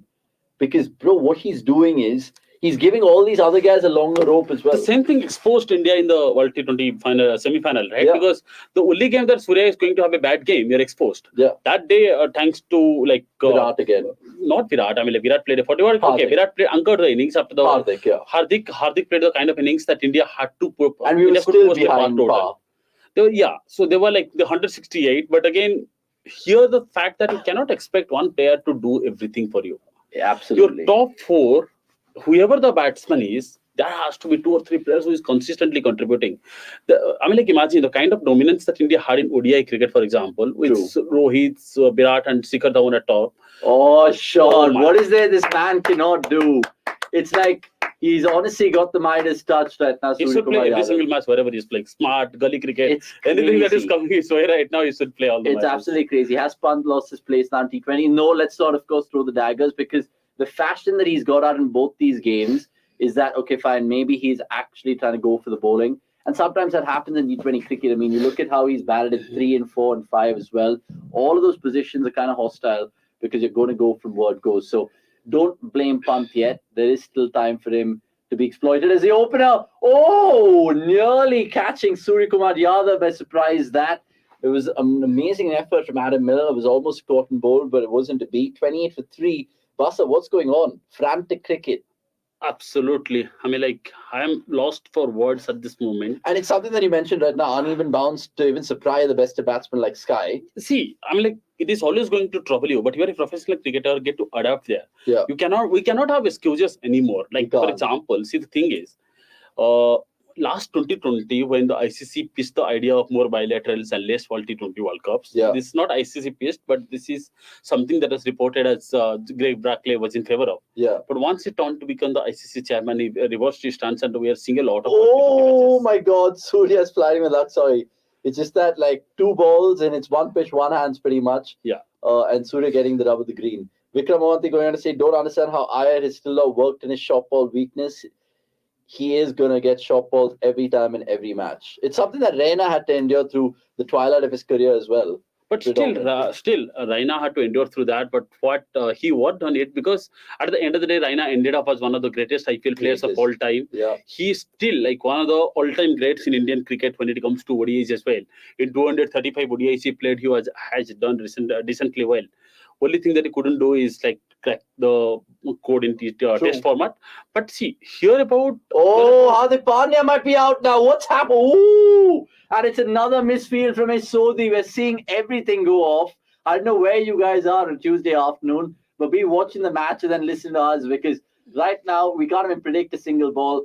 Hardik Pandya nearly just hitting it straight down Sodhi's throat. He's misjudged it again, and he's again misfielded, which has gone for 4. So, it's chaotic cricket right now. It's absolutely chaotic. I want Sky to get out just to see how our lower order performs. But Prateek, the thing is, if Sky gets out, we're relying on Hardik, Deepak Hooda to potentially get us a 100-run partnership, and maybe Harshal Patel for final flourishes. Because we don't have that extra batsman right now. Yeah. We can't really hope for Harshal and Bhuvi to conjure up runs. So let's hope for these two being out there. And again, India flirting with it. What's happening? It's honestly turning into a joke right now. And it's again maybe uneven bounce, put it to whatever you have to. But India literally dancing on thin ice. They're tap dancing on thin ice. Yeah, man. Sometimes rubber green is always with you, and sometimes you just tend to walk out with anything that you go. It's just ridiculous. It was still a decent ball from Adam Milne. I think he got the better of Pandya there by completely doing him in terms of dip and pace. But still, Adam Milne can't believe his luck, and it's gone for 4. Has it gone for 4? Did they run 3? Yeah, it has gone for 4. Yeah, it's gone for 4. So expensive over, eventful over, 36 for 3. And India, have made a 40 probably for 3. Is it? Will it carry? Yes, No, it's the longest part of the ground. So they'll come back for 3. But still, lots of runs, lots of wickets to talk about. And there's 4 overs of the power play, which has gone on 39 for 3. And Adam Milne is just what? How did that over end up like that? Because he could have ended up with 2 wickets indeed. But let us know if you think India will win the game. Pramod predicted India won't, and he thinks New Zealand will probably win the game, which means it'll be a 1-1 series scoreline. Basa, what do you feel? Do you think another Sky appreciation show? Sky is actually made cricket look so easy on eye. It's sometimes he's made cricket look illegal. Illegal, exactly. See, the kind of reverence, but on a very personal note, I don't think the world agrees with it. Yeah. Only 2 players I have found to be that appealing from my side. I've watched Kevin Peterson. I love him watching him. Yeah. And currently, this player.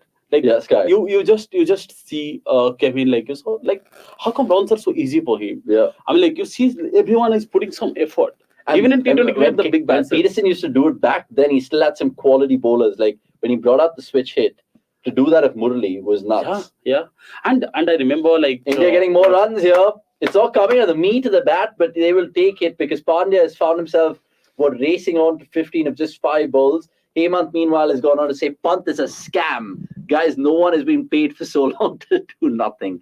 You know what? Like if Pant was a right-hander, he would have actually had to endure what Sanju Samson's enduring, maybe worse.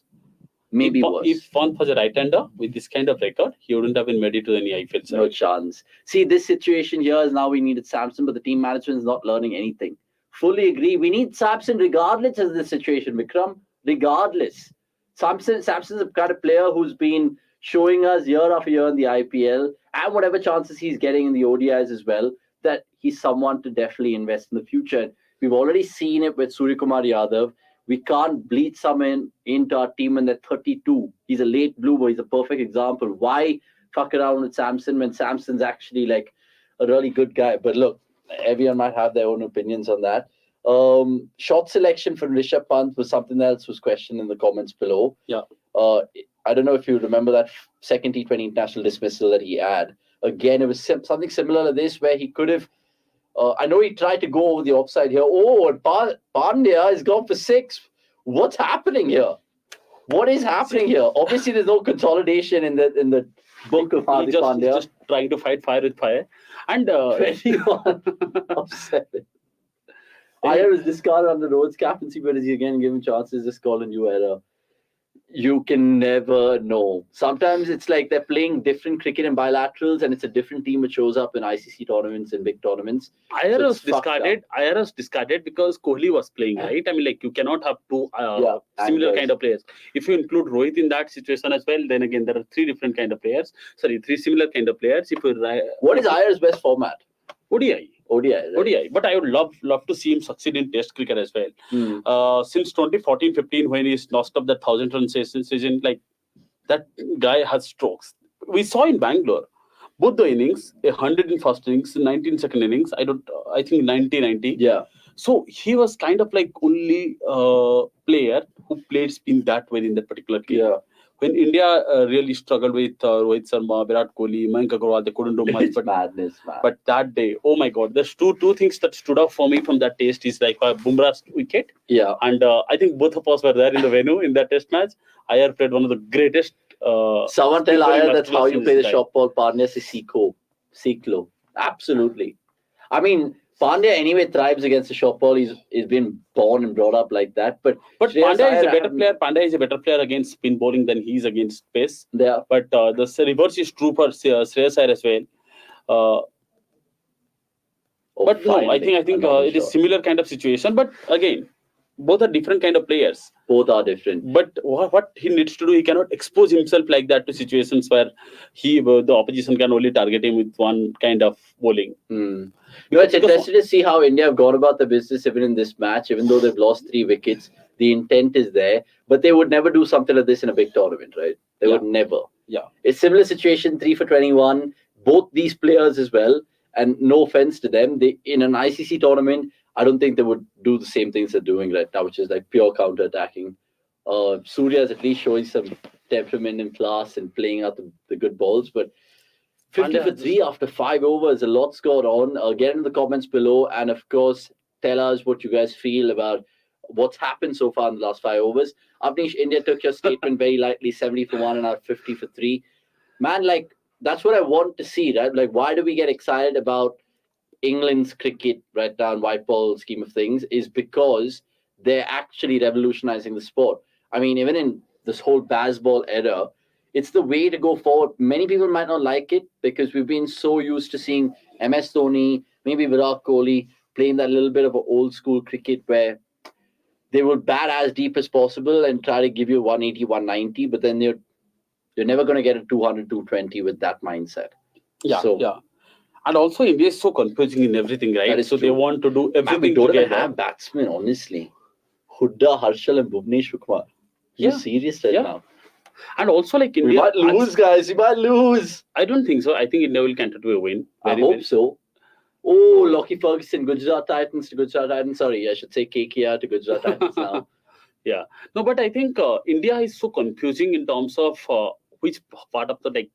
Why can't you tell your Virat Kohli, you are a great asset for us in Test format. Why can't you are a great asset for us in T20 ODIs, and we respect you for what you have done in T20Is. But the time is that you focus on these two formats and don't confuse your game. Yeah. So why can't we tell the same thing to a player like Rishabh Pant? Why To can't we tell every the same player, to every say, single player, even the fringe players, take your best format. You don't need to be an all format player because the 100%. moment Ooh, short ball. why Ajinkya Rahane's game dipped. There is obviously a lot of theories floating around, but you can't be a T20 player and then expect you to be a test player or vice versa. Like there are very few players who are blessed with that great quality, like No, a David I Warner. absolutely agree. I David mean, Warner, Pat Cummins. I understand, like and that doesn't just give clarity to the individual, but also clarity in terms of okay, who to pick, exactly who if and someone's injured. yeah. So that confusion is playing a part in every single decision making. To be very honest, Because right now, in terms of, we'll take Chetan's comment. Right now, in terms of, oh sure, oh my god, this is what I mean by illegal. Like how do, like I know it's slightly overpitched, and any other batsman would have probably put it away for 4, maybe a flat 6. But Surya, I mean, he went inside out. 146.5, so that's 90 plus miles, and he's just done that. That's just beautiful. I mean, there's a reason why this man has hit so many sixes, more than MS Dhoni has hit in his entire career in this very year. So it's just fucking mind-boggling. Anirudh Suresh, missing you, man, especially with all the short hair. Meaningless bilateral. Why not send Huda at 3 or 5? Why do you need to play your best players in the position? Even here, very disappointed. Echo your thoughts completely. Wish you were here with me and Basa, but wasn't to be. Just coming back. But I think what Anirudh says right now, it holds pretty much water. But I think India's not serious about this series. This is a T20I, and they don't have to play any T20I. Okay. See, one more thing, if you remember, in 2018 February, when India were in tour of South Africa, so Virat Kohli was smashing runs everywhere for 3 or 4 centuries in that series. So in the 7-match series, they made it clear like our target is nothing but like target to what happens in June 2023. That is a year and 3 months to go for the world event in 2019. 2019. So they had started their preparation in that way. But right now we are sitting in. But even in the build-up to that World Cup, this whole chat about Ambati Rayudu plagued us. That decision, I think, was a pretty premature decision, or whatever happened. Yeah. It didn't work out. And Vijay Shankar got injured, and India had to make room for Rishabh Pant. Got injured. Hilarious. But they still did well. Apart from that one game, India still did well in that World Cup. They lost to England, but other games they won. Yeah.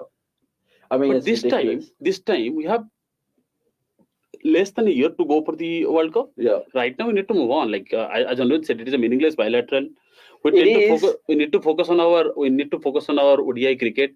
Whatever happens in this series, they will never remember it. Whatever the learnings, takeaways, there will be no learnings, no takeaways.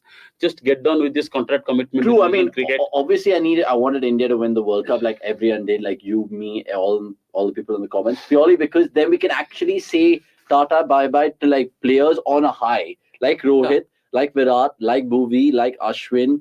Maybe some would even say KL Rahul, because you have so many other youngsters coming up. The problem is now that these guys haven't won that World Cup, they will still think in 2 years' time they could be in and around the squad to have a fair share, which is absolute bullshit. But I think India needs to have a very. But right now, starting in this series, why can't you just give Hardik Pandya and VVS Lakshman the full reins to do whatever the fuck they can't do that, right? They can't do that because see, at the end of the day, they are in an interim charge. Unless and until you have tell them like this is your team and you have to make it win us the next World Cup. Do that now. So right now there is no T20Is coming up. So this is the only series, and that is literally this series was announced. Team was announced before the India made an exit from the World Cup. Yeah. So I think there is no way they could have done that. And there's a lot more questions to be answered because if you add people like Kuldeep Yadav, Bhuvneshwar Kumar, Shubman Gill in this format, you're just thinking, okay, fine, where do people stand in the ODI scheme of things? Because Rahul Tripathi has been picked for that. Shreyas Iyer obviously has had good ODI numbers. Yash Dayal is being picked up for the Bangladesh squad just to maybe rub shoulders or be a net bowler. Kuldeep Sen's playing the ODI series. I don't think he'll ever get a game. There's so much to answer from an India perspective, and that's what's just saddening me. I really wanted to see how they can pressure situations and conditions, and now we'll see how they from GT will play an anchoring innings. He will keep Surya pushing. That is the name of the game right now because think about it, they need about 100 from here. So Surya will play his natural game. Hardik's anyway got off to a rollicking start, so he'll just milk it around. Probably he's what Jai is saying that, right? Yeah. I think probably they're going to do Pandey is going to come down a little bit and be the responsible man here, because India don't have the luxury of like losing 2 wickets and having the Pandey to follow. Yeah, because there's only Hooda and there's Harshal. Yeah, so Hooda and Harshal are obviously not bankable. Yeah. So what India will do perhaps is right now Pandey playing the kind of cricket. So these two essentially to the bat to the 12th, 13th over and then figure it out from there. Yeah. And with Surya can right now go bang bang the way he goes, right? So winner, Chetan goes on to say, win or lose on the booze. No, that's just me. Win or lose, let's move forward. We don't want the same old Indian playing 11 in the next World Cup in 2024. Also, fully agree. Let's stick with youngsters, give more chances and have clarity and much more intent. In fact, when Pramod was there, I was picking my team. Oh God! Oh God! And it's a big wicket. And again, a very tame, innocuous run against the place or a dismissal. And Sodhi, in his third ball, has got rid of the best batsman in the world right now, which is Suryakumar Yadav. 4 down, and now it's going to be resurrection from Hardik and Hooda. I mean, I'd love for it to come to the fore, but let's see. I mean, it makes you think about that WWE character Triple H, because we have Hardik, Hooda, and Harshal. Only time will tell if they can get past it. Bring Radha Tripathi immediately. I mean, Banu, I don't know. Let's have a bet in the comments. Okay, or predictions when Rahul Tripathi will actually get that India cap, and which format will it be? Will it be Bangladesh? Will it be in the ODI series? I don't think he's picked, but will it be Bangladesh or will it not? For ODIs, I want India to play more trilateral, quadrilateral series before the World Cup. It might help them in multi-nation tournaments. And generally, the charm of trilateral, quadrilateral series can be brought back to ODIs because it's a diminishing format. And the other thing, which is another debate, which can happen another day, is not have 2 new balls in ODI cricket. However much you can try right now, I don't think ODI cricket, or even if it is a bilateral, trilateral, you can't. It will help bring the charm back. But how do you resuscitate ODIs? I don't think we should. We need to. Why do we need to? We don't. How does it help Indian cricket or any cricket? No, but people are like not even being. They're not even. Let them only play the World Cup and few bilateral here and there. Like, but right now. But do you look forward to ODI cricket generally? See, I don't look forward to cricket anymore. Just simply because of the fact like the amount of cricket they play. Because we don't need to look forward to it. Whenever you would switch it on, like there would be some cricket going on at some point in time. Yeah. So that's perhaps not the current situation right now. See, what happens is anything like it is about demand and supply and all that we know. But to become a better team, you just don't need to play better cricket. A lot of cricket, because India played 36 T20Is. They still crashed out of in the most obvious it doesn't possible. necessarily mean that so you play your more ideas and everything needs to be concrete. Yeah. It is not change just because India lost a game or something like that. That is true. When it comes to bilateral or trilateral or quadrilateral matches, it brings an intensity, it brings a different kind of audience involvement in that. True. So, which is pretty good because we need that kind of commitment. But whether the BCCI will do that or not, only time will tell. I don't think anyone is not doing that because it is anyway picking some more money than this. Slapped away with just for a run. I would much rather want to see a lot of bilateral and trilateral matches trilateral and quadrilateral matches in our A system. Something that India tried last year when India brought in Australia. They played 2 India games, India A, India B, and Australia. Yeah. So entire full like Labuschagne, Head, and everyone was there. So they played in Chinnaswamy, Bangalore. So I think that kind of things will also help Indian cricket actually test your players against better teams. That's true. If you see, I'm not against tri-nation tournaments or quadri-nation tournaments, but commercially, if they are thinking it is not bankable, perhaps you're never going to see that. Like, however much we want to see it, they would see that, okay, why to let these teams play have 1 day of cricket in India when we are not playing. So that is not driving enough revenue for the broadcaster. But it's like the series that you mentioned where you saw it in Qatar, the TVS Cup and those good old days. Yeah. And those times. A tri-series is actually a good thing, man, back then. It was really good. That is also because of the scarcity of the number of matches that was happening in the world, right? So it was some randomly 2 cricket matches in a week or 3 max to max. Jamie Alter, a friend of the channel. Good to see you, Jamie. Chalo, a chance for India to accept/decide who their finisher is today. I mean, Triple H is what we're calling it back here, Jamie. The fact that it's Hardik, Hooda, and now Harshal. I mean, it gives you the impression that India are batter short. Obviously, they made that one change with Washington Sundar, but only time will tell if he could have actually had a better say in terms of the bat. Right now, I don't think so, but it gives Hooda a great chance. Oh my God, just as I say that, it's an absolute slow turning ball from Santner, which nearly perplexed Huda straight away. But he needs to bat with Hardik right now and steady the ship, because these are the matches where someone like Deepak Huda can prove his credentials. I know he got his 4 for 10, all of that rubbish, but it's ridiculous. And by the way, someone has predicted India just being slightly ahead of the Duckworth-Lewis score because it's trickling down with rain at Napier. So they needed to be 71 for 4. I mean, it's now not just trickling, but it's pissing down, so to speak. Look at that, Bastard. DLS Pasco after 7.3, 67 in India, bang on. So India can't be level if it stands like this. And 94 from 75 should be a cake in the park. Walk in the park. But it wouldn't be. Cake in the park would be honestly a good term as well to use. Yeah. But it wasn't there. Oh, I think it is ahead right now with this single. Conway is not a good keeper. He missed DRS as well. Conway is not a good keeper. I don't rate Conway as a good keeper at all. He's an auxiliary keeper, if you have to term it that way. But he's pretty much like what Rahul is for India. Yeah. I mean, like, he's not really the kind of keeper that would expect to keep in like Test cricket or ODI cricket. True. But somehow, it's okay for T20 cricket. Who cares anyway about keepers? That is true. See, apart from the few odd stomping chances, keepers have not really a great job to do in T20 cricket. So that's like you play your best batsman. If that is actually helping you play extra batsman who can actually do well properly, say, why not? Surya ain't going to save you every time. Indian team management keep banking on one player in all important matches, says Vikram Mohanty. Yeah, it's a learning lesson for Team India.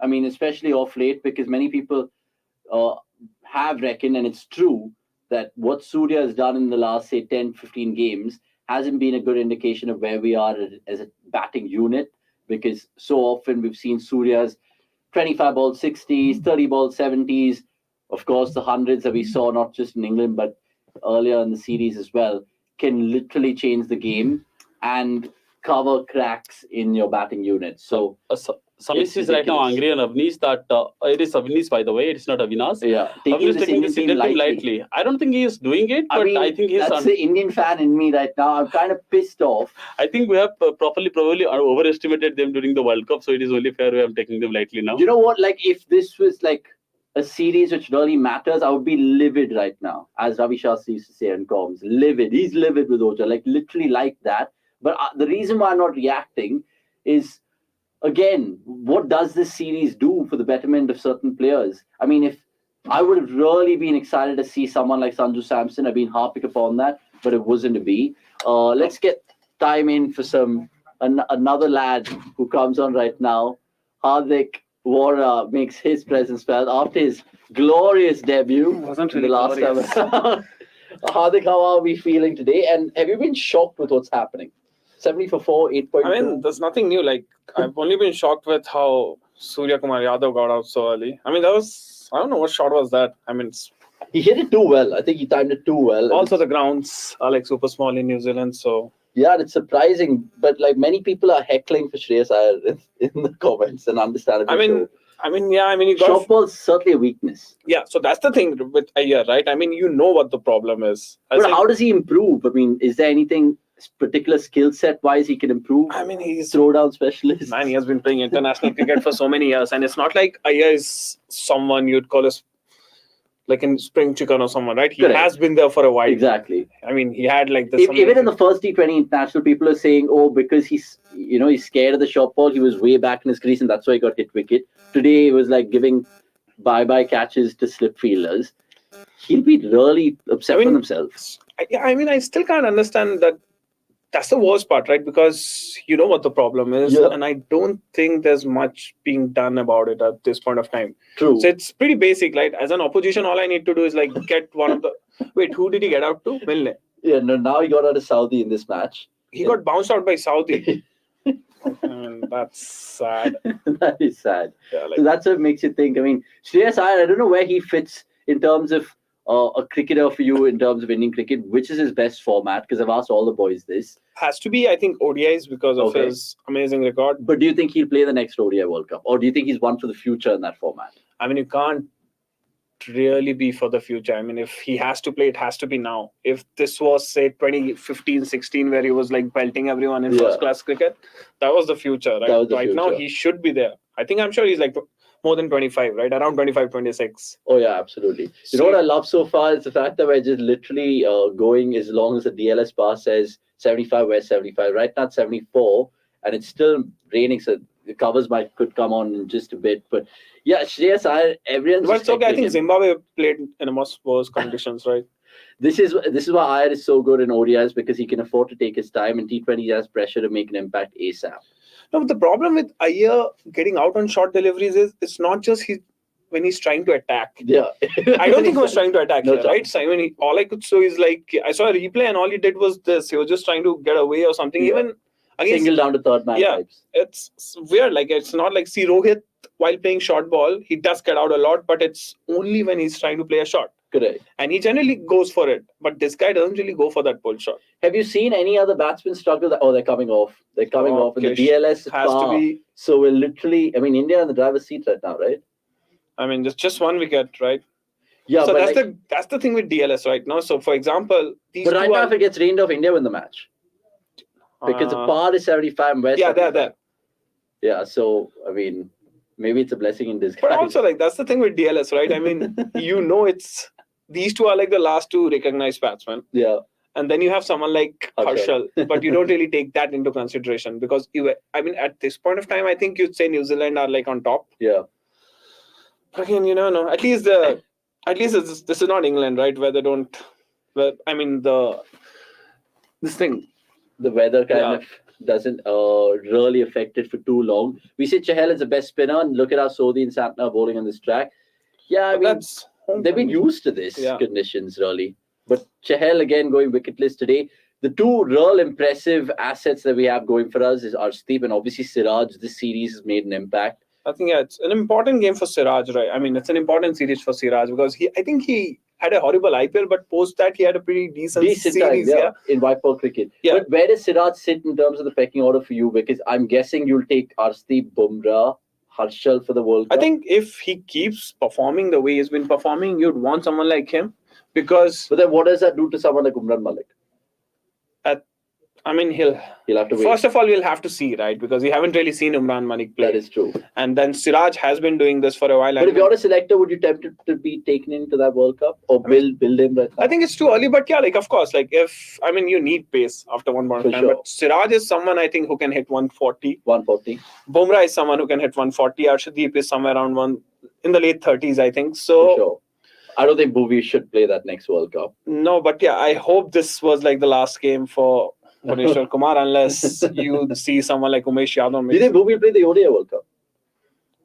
I don't think so, but with India, you never know. It's going to be tough because Deepak Chahar, I think he should get in. He's a perfect understudy for Bhuvi. But it's always been like fitness issues with Deepak Chahar. That's the problem. And I think they are probably for sure going to try to get Arshdeep in the mix for the ODIs.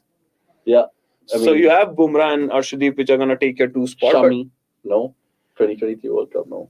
I'll tell you, just before the World Cup, on the eve of the World Cup, if someone gets injured. And the thing is, Shami, he has a really weird affiliation with ICC tournaments. He might not play for a year, but he'll come back. But the rain's picking up big time right now. I think it's going to be a while, Yeah, it might be just abandoned by the looks of things. Indian fans in high voice as ever, but keep the comments coming through. We'll be here as long as possible.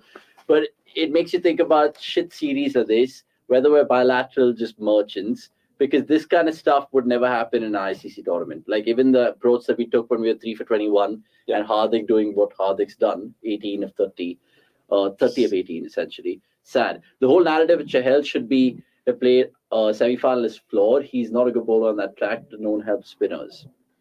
I mean, who's India's frontline spinner right now? Chahal, right? In T20s. Has to be, And then after that? Even in ODIs has to be Chahal. Yeah, true. Because I think ODIs has to be Chahal because his record, I think, is pretty. So then who's number 2? Don't tell me Kuldeep, man. I mean, by the looks of things, they are. It's not. I think Bishnoi? they would. Yeah, I think if on the pecking order, I think you can only play either Chahal or Bishnoi. Yeah. And eventually you'll need your second spinner to bat. And True. I'm guessing if it's in West Indies, you'll probably end up playing 3 spinners. So and out of those, Raja.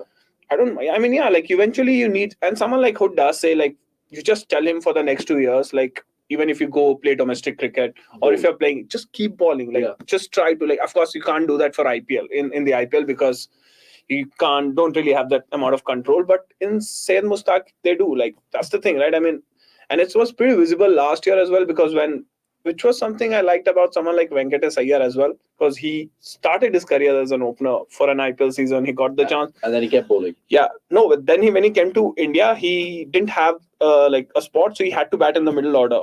But on the very next Vijay Hazare, like Syed Mushtaq Ali Trophy, he started batting in the middle order for Madhya Pradesh. So that is something you can do. Yeah, that's a conscious effort. Yeah, but with Deepak Hooda, I think he's regularly going to be part of, I think he's also going to be part of the 50 over squad for now, because considering you need someone who can give you the 3-4 overs, right? Someone like, say, India had ran. Of course, Jadeja. And he might not start, but he'll be definitely one of those. He'll be, yeah, because he's probably someone, I think he's the only batsman who can bowl, unless you want to get guys like, say, Nitish Rana and everything with Krishnappa Gautam, people like that. I mean, Krishnappa Gautam, yeah, but he's more of a spinner than a batter.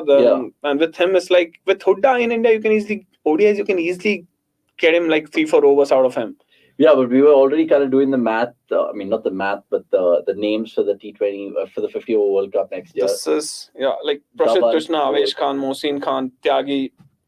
They're taking even Kuldeep Sen in this series. I think we might. That has to do with pace. I think with Kuldeep Sen is like, of course, he has not played a lot. And even like the domestic cricket, he has been missing out on few of the games. Someone like Avesh, would you bring him back now that he's had a good run? I think I'd want him to have like a one good season, because of course, the potential is there. Guys like Prashant Krishna as well, if not for that injury. Mohsin Khan could have been in the mix. Today, Mohsin Khan could have been in the mix post IPL, but again, that injury has taken him out for quite a while. So with guys like so Karthik Tyagi, I don't think he has had like one full-fledged IPL season. So you'd want that from Karthik Tyagi first, and then you have someone like Mohsin Khan.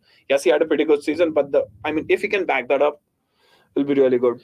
They've not taken Mohsin Khan for the Bangladesh ODIs, but they've taken Yash Dayal.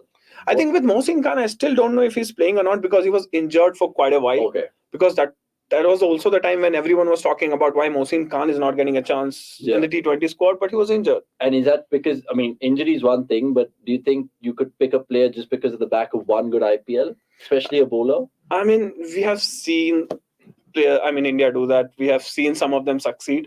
Some of them fail. But also it depends, right? So you saw Hardik Pandya. The moment you see a fast bowling all-rounder, just one season, it's more than enough, right? It shouldn't how it should be, but in India, you understand the selectors because it's a rare breed. Yeah.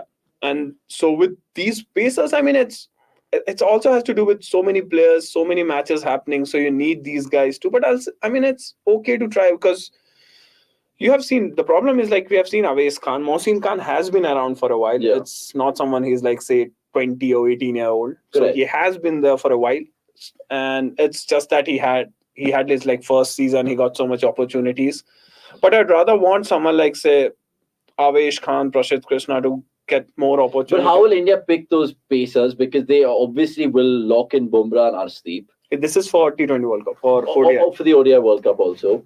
Then you have bowlers who can bat. And when I say bowlers who can bat, Shardul, maybe Deepak Chahar, all these guys. And then you have people who are hit the deck bowlers like an Avesh, Siraj, Prasidh. How are they chopping and changing in their heads? Are they just looking at variety and skill sets? Has to, because Arshdeep has shown a lot. And left arm. So I think he's probably the management will try to give him as many ODIs as possible. Bumrah, undroppable. You eventually need Bumrah. But also in India, I'm also thinking if they're going to play four seamers, considering Hardik. But with also Hardik's fitness is going to be very crucial, because for giving 4 overs is different, giving 10 overs. Because with Hardik, if you only have 2 pacers, you're eventually going to need at least 8 overs out of him in every game. So does that mean Harshal Patel, Shardul? But Harshal in ODI it's still a far-fetched. Shardul? Someone Shardul and Chahar would be, I think, slightly ahead in the race. I think someone like Chahar might come in, because you will have then someone like Chahar and Arshdeep opening bowling with the new ball. That'll be good. And then Deepak Chahar gives you a proper batting option at number 8. And in India, he's someone, he is pretty good against pace and spin both. I think I've seen enough from him. Then the real question is the combination, like Hardik says, whether they go in with the 2 spinners and the additional spinners, only time will tell. Vikram Mohanty going on to say, India has a problem when it comes to giving chances to out-and-out pace bowlers and persist with it. Always picking medium pacers is very one-dimensional thinking. It should be a mix of both. I guess he's hinting Umran Malik right now. Yeah, I mean, the management, it's also like you haven't really seen a lot of Umran Malik in the say, like, we just saw one proper season last year. I mean, prior to that, I think he played a couple of games. Yeah. And it has How should the management handle him? With Umran Malik, it's all going to boil down to give him, see, this was your chance, right? Bilateral series. And you can play him. Yeah. Conditions are perfect for him. So, like, yeah, I think he did get a couple of games in Ireland and got whacked in one of the matches, but still, like, it's only two matches, right? You have to play him in such, just throw him in the match situations. One thing going for him that no other Indian cricketer has right now, which is bowl 150 consistently. Yeah, and bowl 150. I don't think anyone else. And I'm sure I think with Umran Malik, I'm sure the management would have taken him under our wing. Like, he has been traveling with India A and he has been doing all kinds of things. And I've also seen a couple of his interviews where he's talking about improving more. Like, he wants to add Yorkers, working on slower deliveries. So which format should they start, like, bleeding him into?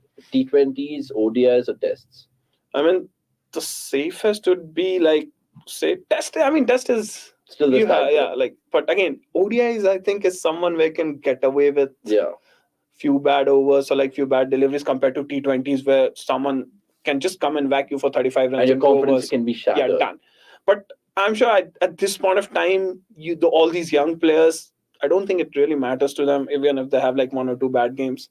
So I think, but that's the thing. Like, if you have to try Umran Malik, this was your series. Yeah. Rather, I mean, with Bhuvi, it's like, you know what you're going to get with Bhuvi. Yeah, Bhuvi or maybe Shami also, I would say. Even in this match, I think they could have, I mean, see, I understand, like, so, I mean, as much as I But if they had to play Umran this match, then Siraj had to sit out, right? Or not necessarily? Not really, like, Bhuvi, man. Bhuvi is there. Or, like, it's similar, like Arshdeep. In the sense, like, you know what Arshdeep is going to give you. Correct. In the sense, he is someone who's going to be part of your every single team, like, say, ODIs and this thing. Correct. But how would you use Umran Malik in terms of being this pacer in T20s? I think it has to be mostly, you'll have to keep him. Ball? No, I think you'll have to keep him safe. The way, I mean, like, they use Mark Wood or Plunkett as an enforcer in the middle overs. I think this is what mostly this guy did, right? Kane did. Correct. Where he just came in the middle overs and bowled. And then if you want probably like 1 over in the power play just to mix things up, but it's really, so that's the thing, you need him to be slightly more versatile this year, because I remember him bowling a couple of overs in the death last year. And in one match, I think he got whacked very badly. Correct.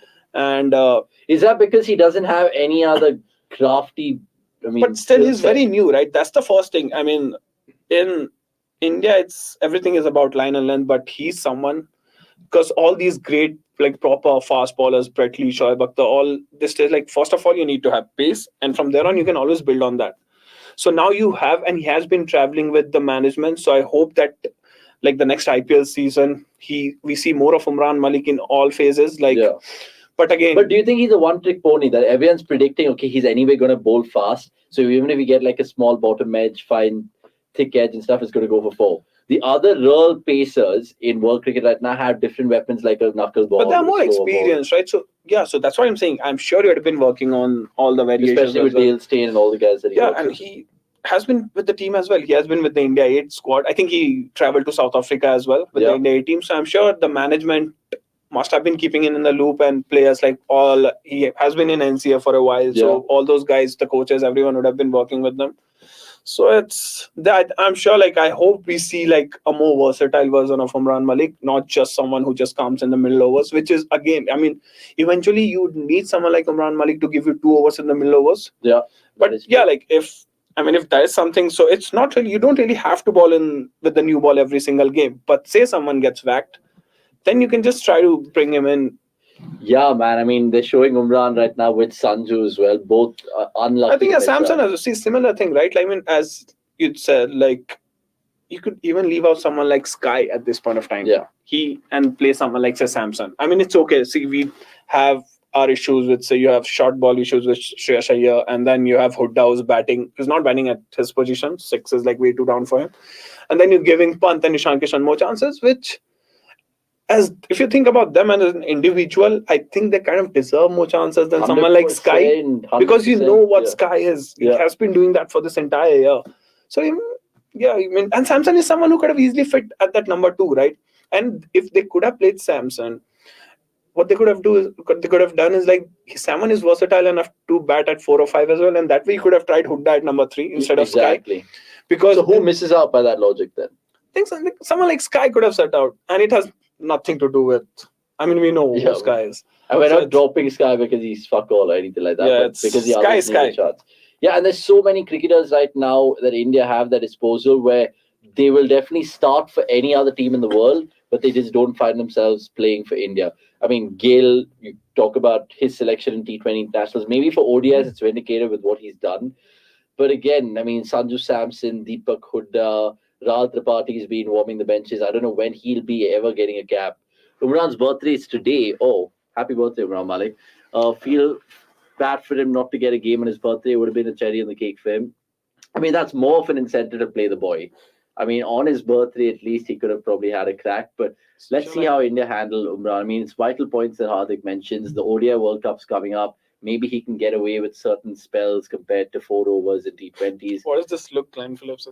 It's ridiculous. Maybe actually the selectors are saying, you know what, we'll just need Umran to prove himself once again in the IPL, which I don't think is necessarily true.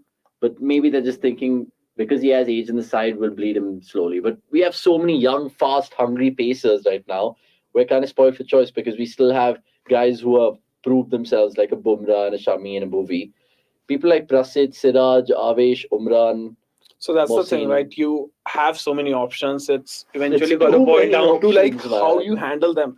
ऐसा तो मतलब like तो फिर actually तो what they can do is like send 2 teams, right? Exactly. Play this team over here, and you can send someone like a B team or whatever that Hardik Pandya likes to call it. You can send them to play against some associate nations. Talking about associate nations, promote is there. So like. Basar going on to say, Avnish, you take off on your birthdays. Don't expect Umran to work on his birthdays. Come on. And I've already always worked my birthday by. So I don't know what you're saying. By the way, so DLS. Yeah, they are part of DLS. Yeah, so what happens? Super over? No, it ends as a tie. Ends as a tie, which is shocking. Samson should retire and go to Ireland and other countries where they would prefer him in the first 11. Bloody Indian politics. More than 60 Wait, I don't think you even don't need to go to Ireland. You can go to any other country and go to Pakistan, dude. They eventually need someone. 100%. I think Samson walks into any other international. Okay, I don't think we're allowed to say that. UAE. Yeah. Sorry. You can go to the UAE. Not 30 games for Samson. I mean, if Sanju Samson was left-handed, he's starting all the games. But do you think that is the problem? I think it's.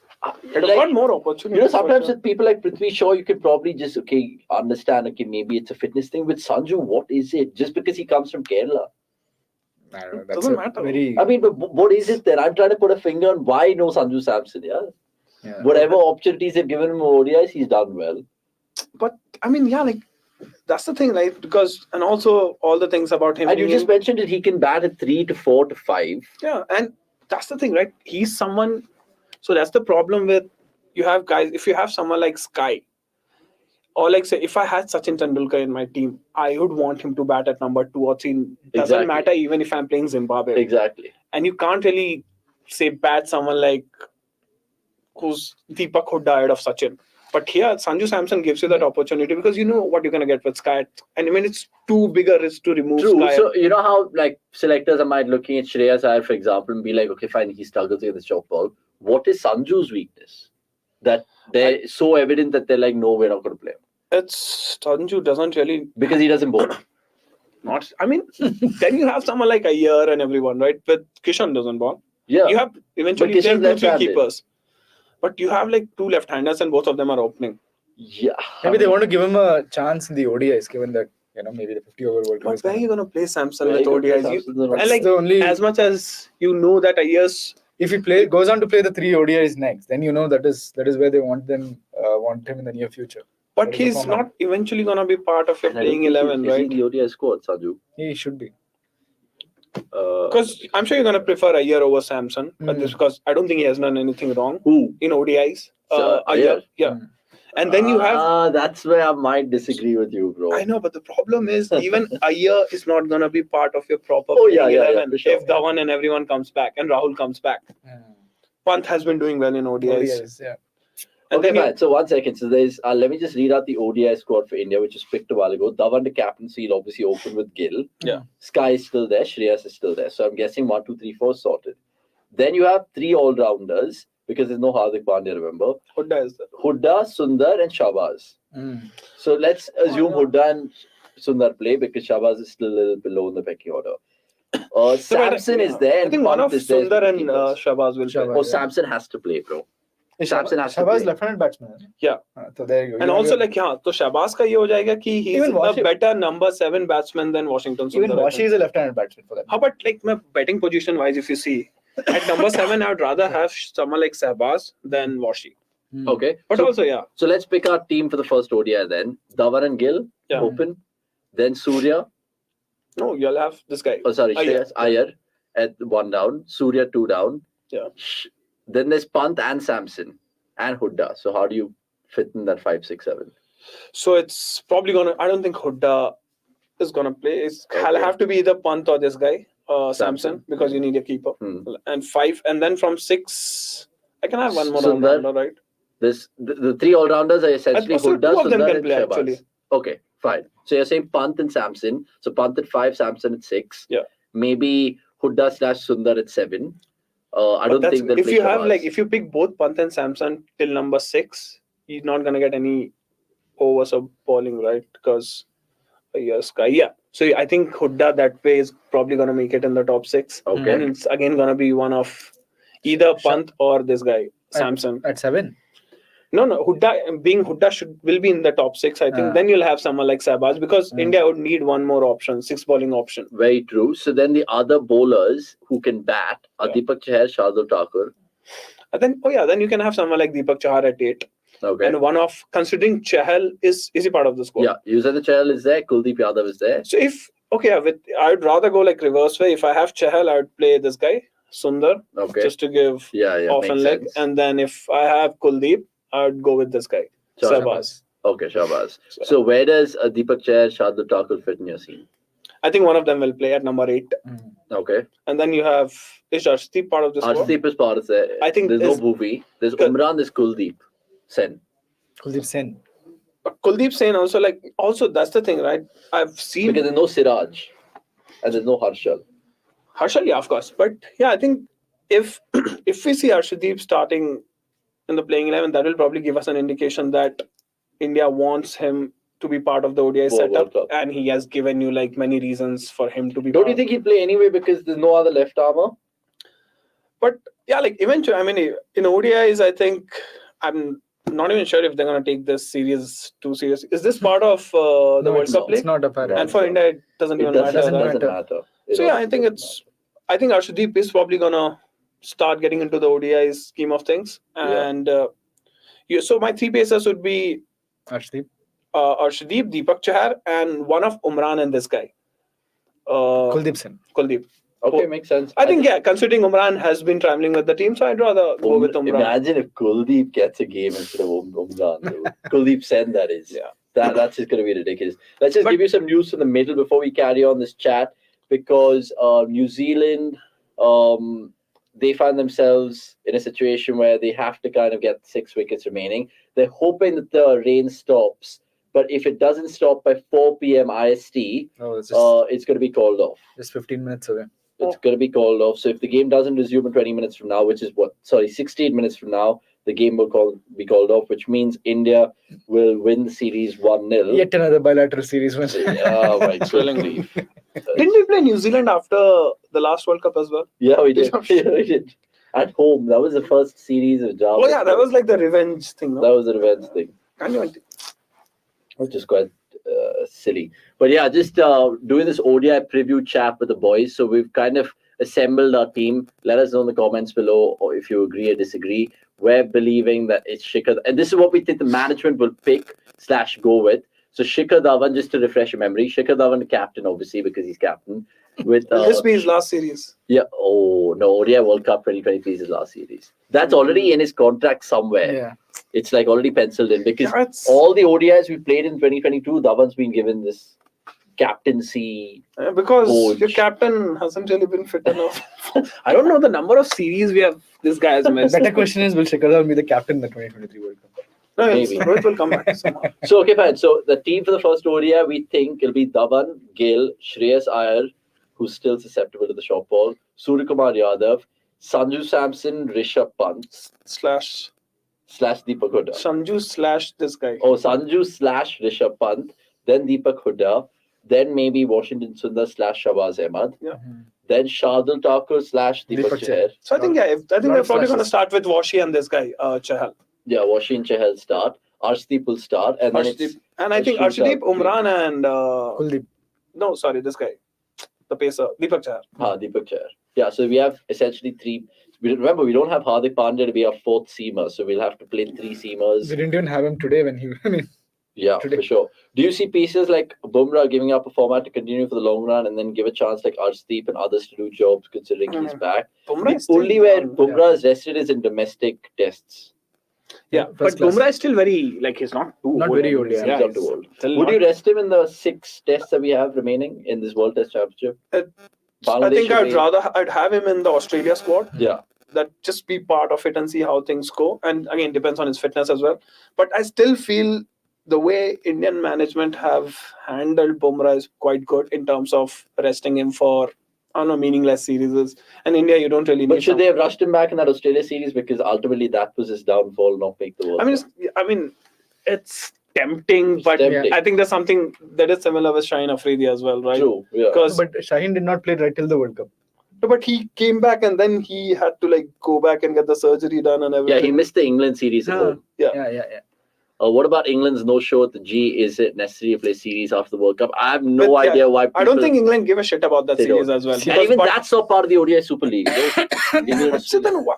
And Why? It gave and you saw the number of people who were there. Yeah, exactly. If you want to play those meaningless bilateral series and get crowd inside, it'll only have to be either India, Pakistan, or even Bangladesh. So, by the way, whoa, 1 second. That is escalated quite quickly. So, we told you that England were chasing 364 yeah. and then 90 for 6 after 24.2 overs, It's okay. which is quite shocking. But this doesn't matter, honestly. Yeah, What they what don't the really best part care. of this? They'd rather be more interested in just going back home and chilling, enjoying the World Cup win. What do you say on Stark, who hasn't played IPL and Big Bash League in recent time? Do we see any Indian with such dedication? Australia, completely a different kettle of fish. Like, no matter what, their Stark, Hazelwood, Cummins, Lyons / Zampa axis will always be there. But with Stark, you're starting to see that this. I mean, you eventually Going have downhill. to play more T20s Yeah, because batters are only going to keep improving. true. So you'll have to keep up. I mean, you have to keep up with the trend and with the growth of other And batters. there's no direct replacement for Stark in terms of left arm pacers that Australia have, right? They have Ellis and Kane Richardson in terms of all right arm pacers. But The Stark that they have- closest is Daniel Sams, from what I can. Yeah, but Sam's Behrendorff, Bowling wise, Behrendorff. Behrendorff again, don't think he's part of the. doesn't Yeah. play that much anymore. Unless he has some pretty good season. But again, he's not as versatile as Stark, right? Because he's Yeah. someone who can give you. But that's also we saw, right? I don't think this used Stark a lot in the death overs this year Yeah, because we saw him bowling in the middle and with the new ball. correct. So it's But he'll definitely play the ODI World Cup. has to, yeah. I mean, I think he has been doing well in the ODI as well. I mean, it won't surprise me if Stark, Hazelwood, Cummins, and Zampa start that World Cup right now. Even though, I mean, every ICC tournament we'll just see Australia's team sheet, and those 4 fuckers will be there. Obviously, Smith and Warner will be there. So they still have their experienced players, but yeah, only time will tell. We need to help Kulcha going in ODIs at least until the World Cup. We need wicket-taking bowlers in the middle to win the World Cup. Kulcha's not the answer, my friend. no, but I think in ODIs could be, right? Because I would still have Bishnoi. Or no? you can't have both. Actually, Bishna has been getting whacked by Jharkhand in Vijay Hazare Trophy. I think he know. even went wicketless in the And next like you match. said, it's either Chahal or Bishnoi, right? Yeah, I mean, you can't play both leg spinners. But yeah, like ODIs, you can still afford to have someone like Kuldeep and Chahal. Yeah. Sorry, Chahal. But then you'll also have to take a call on your batting is probably going to suck after number So 7. that means, I mean, Rahul Arshdeep, Chahar Bumrah. has been working his batting. But yeah, I mean, yeah, you'll have to see like what he does in the next. Because Rahul Chahar and this Who guy else play. So that's the thing. You're eventually Where's Varun Chakravarti? Is he gone? Just But he only plays T20 format, right? correct. But so we have Rajasthan have possibly like so many options. Who could you have? Deepak Chahar has been playing. Ravi Bishnoi has been playing for them, and Rahul Chahar. All three of them play for Rajasthan. Yeah. So and Chahar has slightly been better than Ravi Bishnoi in the Vijay Hazare Trophy. Because I saw one. But you still think it's Chahal number one till that 2023 World Cup? Has to be, man. I mean, his record in ODIs has been pretty good since the last World Cup as That well. is true. But yeah, like so that's the And thing. he played the last World Cup, right? Yeah, and also this Kulcha, this debate. I remember one series in South Africa, I think, which we won 5-1, where Kuldeep and Chahal like absolutely massacred the South African batting. Even then, like he mentioned, like the batting sort of gets weaker after like 7. I think that's the gamble. That's the only gamble thing. that you have But to take. Sort of. Did we play Kulcha in the 2017 Champions Trophy? Oh no, we didn't. Sorry, it was Ashwin Jadeja. It was right after that we turned to spinners. And then those two came in. And I don't think both of them played a lot of games together in the 2019 as well, right? Was Chahal part of the 2019 squad? Yeah, he was. But both of them didn't really play all the games, right? Yeah, not many. Yeah, because the only thing Kuldeep did was bowl Babar Azam. I remember. That's what I remember. That's the only thing which made the highlight. And Chahal, I don't know if he had like a worldly tournament. What do you think would be the scoreline of Pakistan versus England Test series? Oh, yes. How many tests are they playing? Starts. 1st December. Yeah, it starts on the 1st of Three December. tests. There's no Shaheen Shah Afridi for that. Of course, yeah. Which Couple is of sad. interesting picks. Abrar Khan comes in, the leg spinner. Oh. And So 1 second. So they're playing 3 tests. 1 Rawalpindi, 1 in Multan, 1 Karachi. So all 3 different venues. The first one has already moved, right? no, it's not. Rawalpindi. It's not going It was about to move, but then they decided to have it in Rawalpindi. They haven't picked the squads as yet. Who? Both the teams. No, Pakistan they has have- announced yesterday. I was telling you about they picked a 24-year leg spinner, Abrar Khan. Oh Jesus.